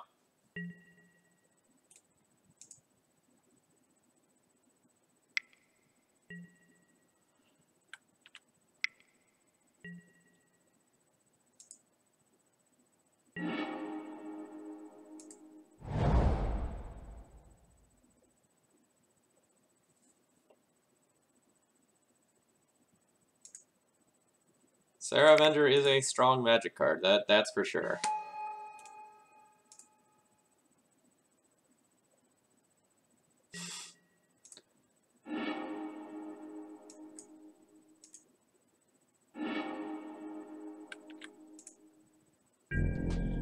Yes, that is the whole Sarah Avenger problem, you know.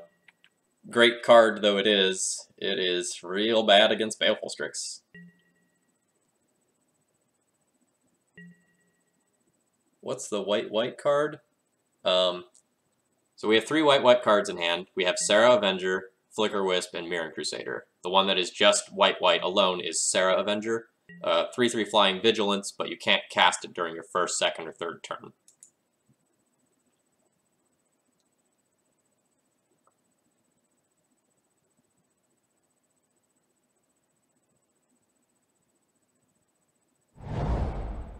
Interesting. My opponent is on a very heavy mana denial version of the deck.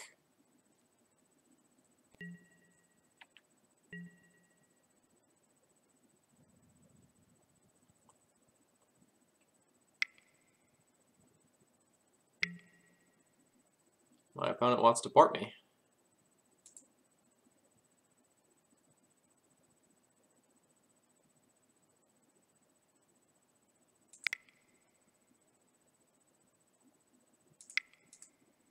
I'll bite.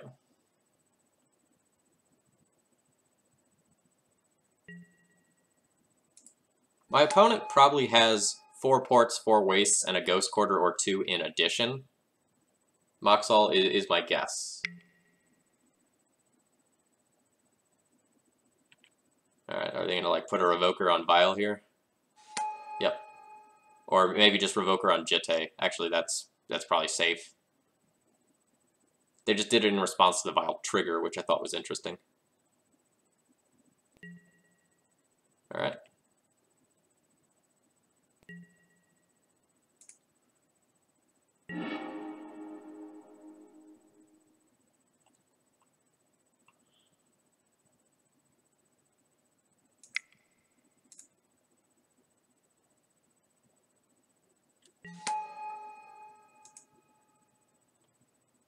Yeah, so destroy target tapped creature. Phyrexian Revoker says non-land card, and that's something that differentiates it from Pithing Needle. Revoker also can stop mana abilities where Pithing Needle can't.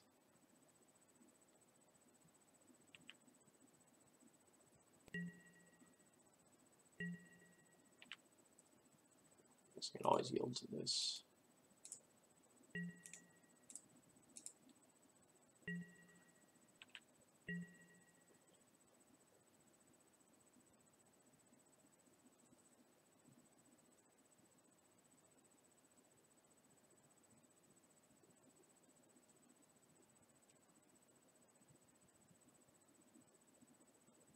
Revoker does a lot of work, so like, yes, it can't hit lands, which is super relevant here, but generally speaking, that's fine.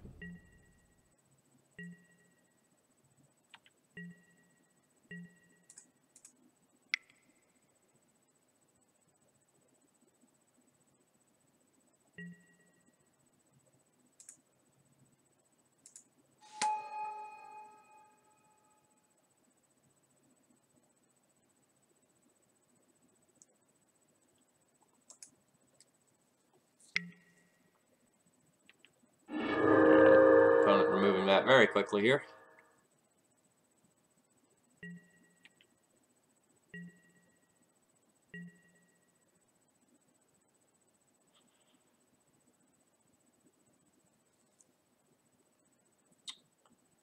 I will tick this up. I will tick that up.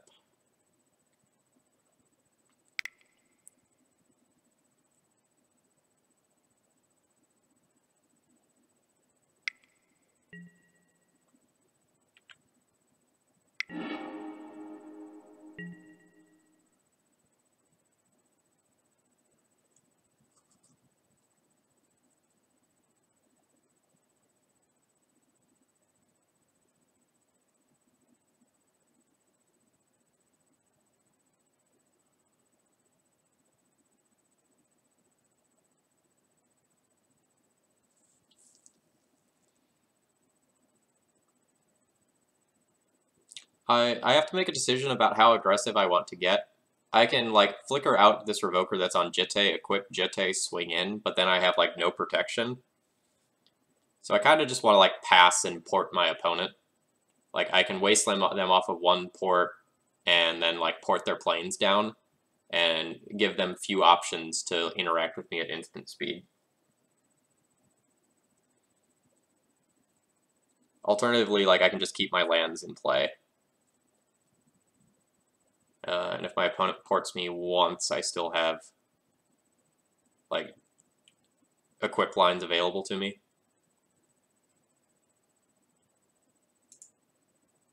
I'm gonna squeeze their mana back.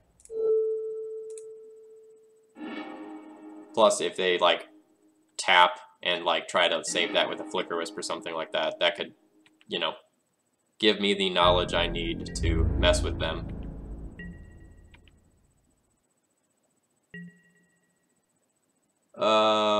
Basic Planes. I did not talk about that yet, but I'm happy to do so.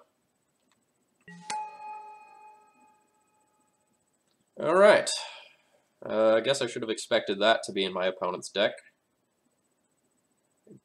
Don't think I care about that all that much.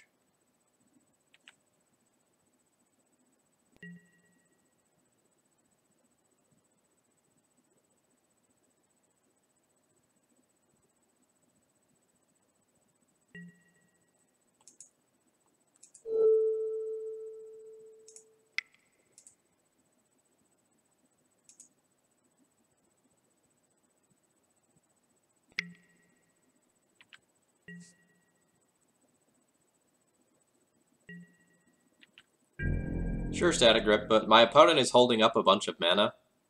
So, like, they might have something, like a Swords to Plowshares, that I might care about and get blown out by if I do that.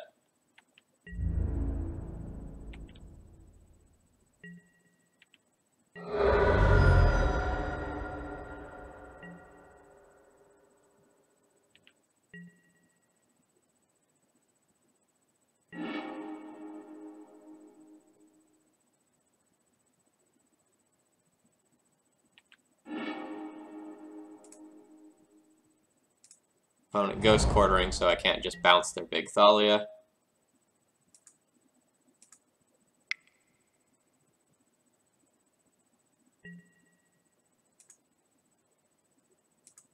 This gets me a Mirror Crusader.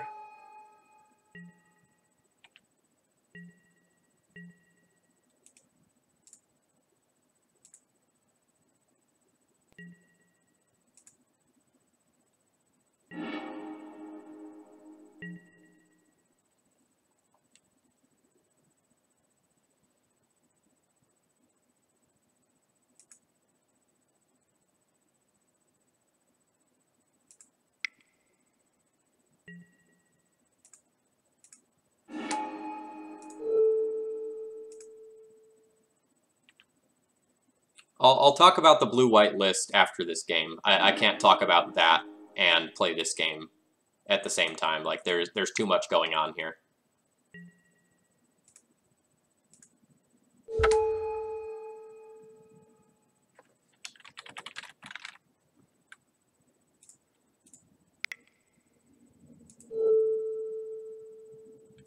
Alright, so my opponent says GG's, and I will concede to them at this point.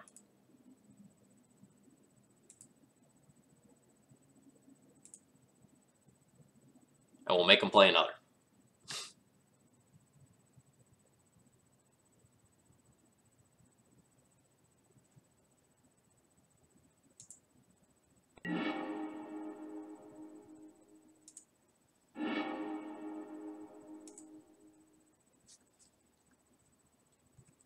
So for my records, I'll say that's play and win. So, game 2, win, equip, war. And since that was effectively the end of the match, I'll go ahead and concede that. So for anyone not aware of what I was doing there, I was dead for prizes, so I just played out the match. That would be the natural conclusion of the match. Yeah, we were 1-3 walking into it. Some weird things happened, and we managed to lose the mirror to an opponent who made some poor choices. Okay, so let's talk about that blue-white list. Egget 4-0'd with a blue-white D&T list that splashes blue only for Stifle and True Name Nemesis in the main deck. as well as, I believe it's Meddling Mage and Flusterstorm in the sideboard. I don't think it's necessarily the best thing that you can be doing, but it is a deck that has a very, very real game plan, and it probably just beats up terribly, terribly, terribly hard on the blue decks of the format. I was actually going to like buy the stuff for it and play it today, but True Name Nemesis is like $78 on Moto or something like fucking absurd like that. Keshki, I think it was 2 True Name Nemesis. It was a really interesting deck list. I would be willing to try it. Egget said it was fun and pretty good. Maybe not the best thing you could be doing, but like super, super fun. And a couple of people have picked up some games with it and played with it, and they kind of went with the same thing. We might see True Name Nemesis in 25 Masters still. That would be cool. Like, if that card drops to a reasonable amount, I will 100% buy a couple copies and stream for you all. Like, just a couple of leagues with that deck, because it looked really interesting. There was also another interesting 5-0 deck list that was published in the same thing, where it was a Stoneforge Mystic list build that just like absolutely went balls to the walls with taxation. So it had like Leonin Relic Warder, Vren Wingmare, Big Thalia, Judge's Familiar, and just like taxed absolutely as hard as it could. What card? We're talking about True Name Nemesis. Egget put together a True Name Death and Taxes build with Stifles that he 5-0'd with. What wrecked us tonight? In match 4, we played against D&T, and my opponent won despite like 76 different misplays. Probably not exaggerating. What else did we lose to?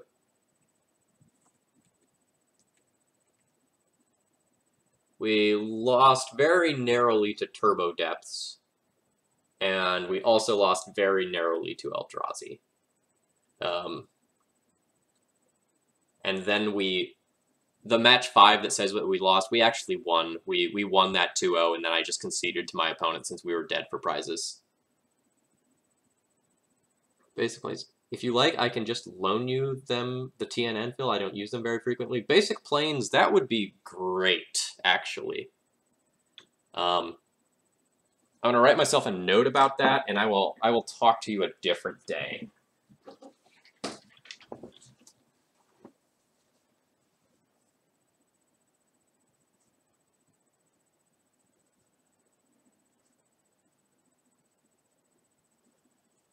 You got any suggestions on the aggro loam matchup? That wrecks me at my local game store.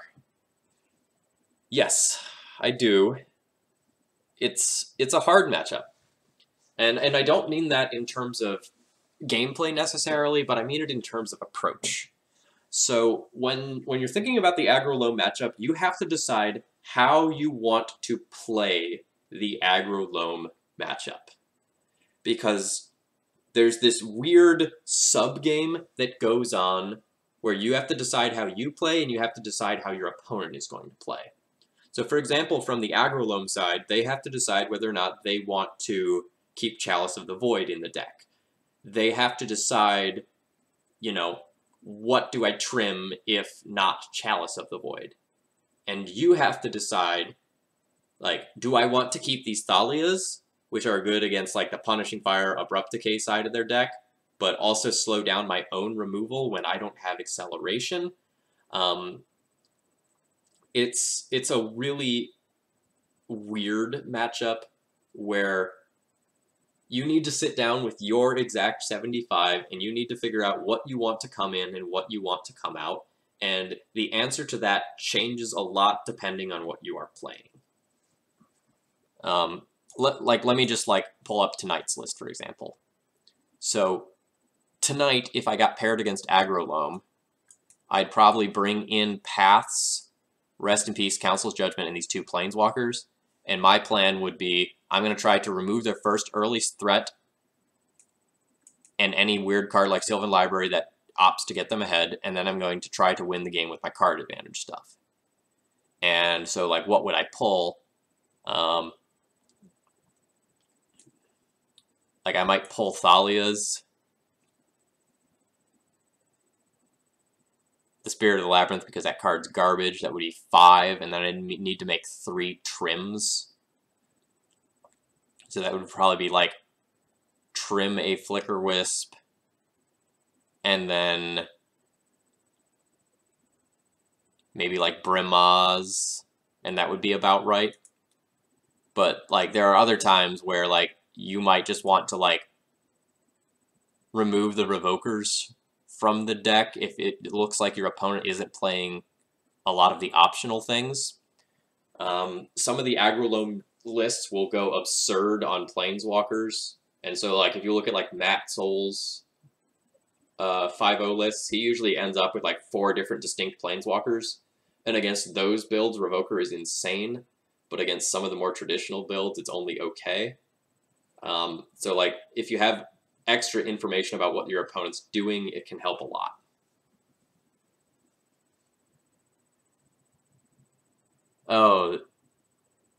Oh, sorry. The 15th sideboard card that you can't see is the Pithing Needle.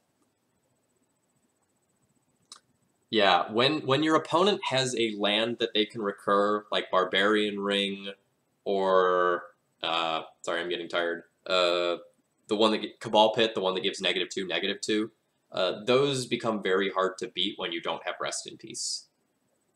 And so, like, sort of awkwardly, Sanctum Prelate is really good against, like, Life from the Loam and Punishing Fire and Abrupt Decay, but then kind of mediocre against the rest of the deck. So, like, you want to decide whether or not you want to keep that Prelate.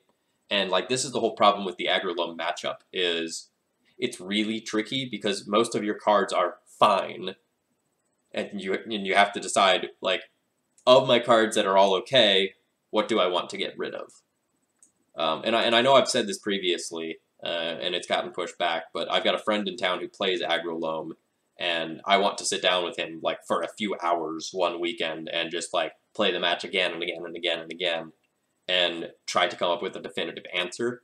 The reason I don't have an Aggro Loam primer yet is just that. It's because I think it's a really hard matchup to approach and sideboard properly for.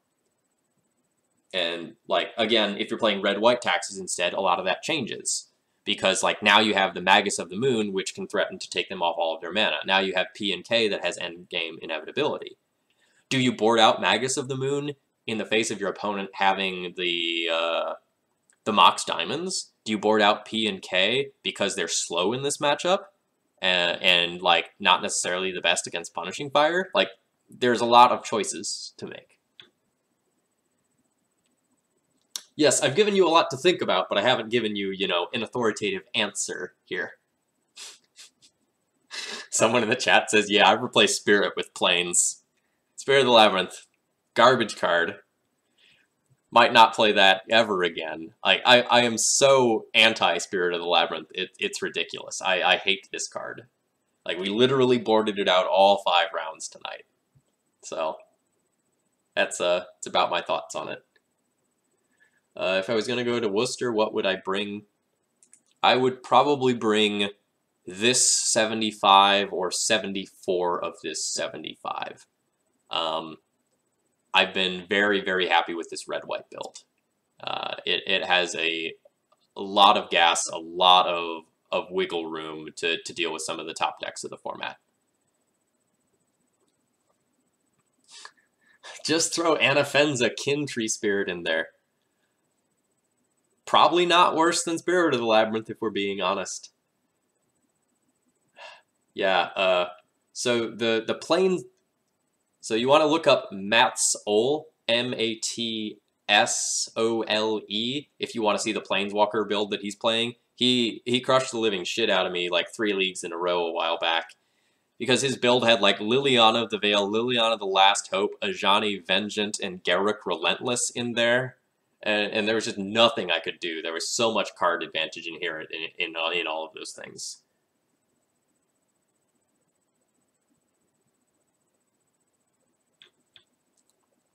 Okay, so chat, for anyone who wasn't here, I want to recap my big announcement of the night after I answer a couple more questions in the chat here. In a white-white build, what's better to have in the board between Gideon and Cataclysm? Kenny, I actually wrote a short response about that. I'm going to go ahead and just ship you a link here. So Kenny, that is my response to that. It is the second question in my FAQ there. Have you tried 8.5 Tails? No, 8.5 Tails is just like way too slow to matter. Does D&T normally have difficulty with planeswalkers? A planeswalker is fine. A planeswalker backed by multiple big creatures or multiple removal spells is not.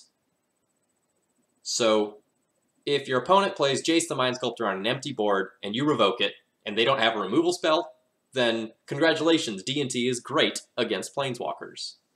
But when your opponent goes Jace the Mind Sculptor, Brainstorm, Terminus your board, then you have to play a creature onto an empty board, they can Jace unsummon it, and just keep doing their thing, or Jace Fate Seal and get it out of the way. So it's not a planeswalker on like an even board or a board where you're ahead that's an issue.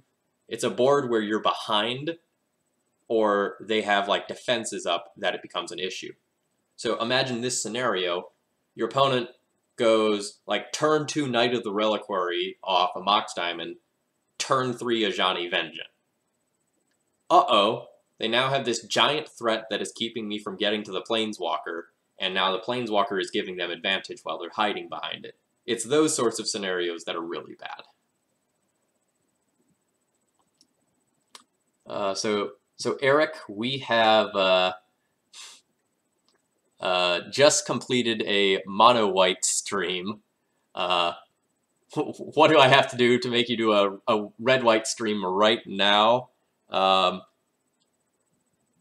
A $20 donation at this exact moment would keep me playing, and I would play like 2 or 3 more rounds.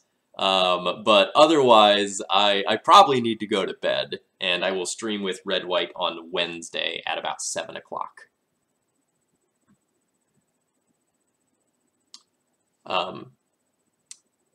So I want to recap my big announcement for the night for anyone who wasn't here.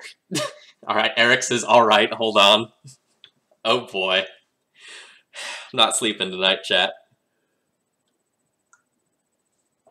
All right, so here's my big announcement.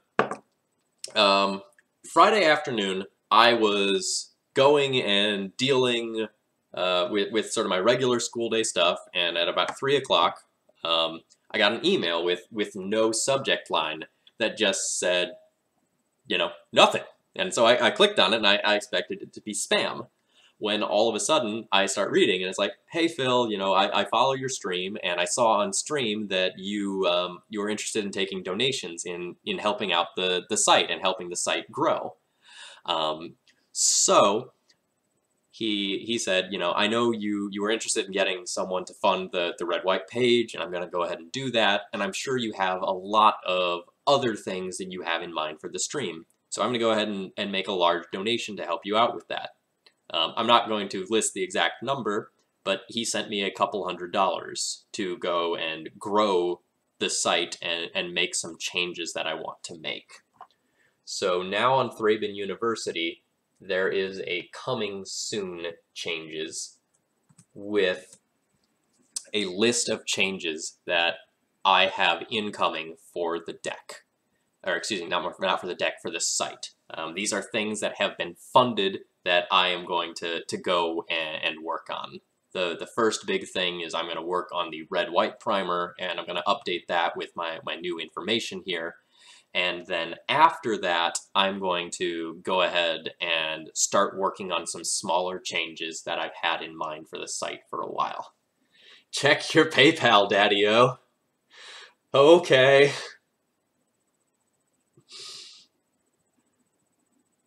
All right.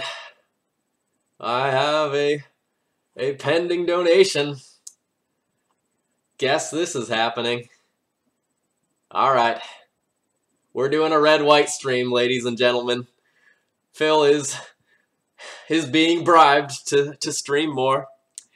Alright, folks. Here's what I am going to do. I am going to pause the stream for about 30 seconds here to just break this up into a second video, and I'm going to change the name of my stream to red-white. I am not going anywhere. I will be back in 30 seconds.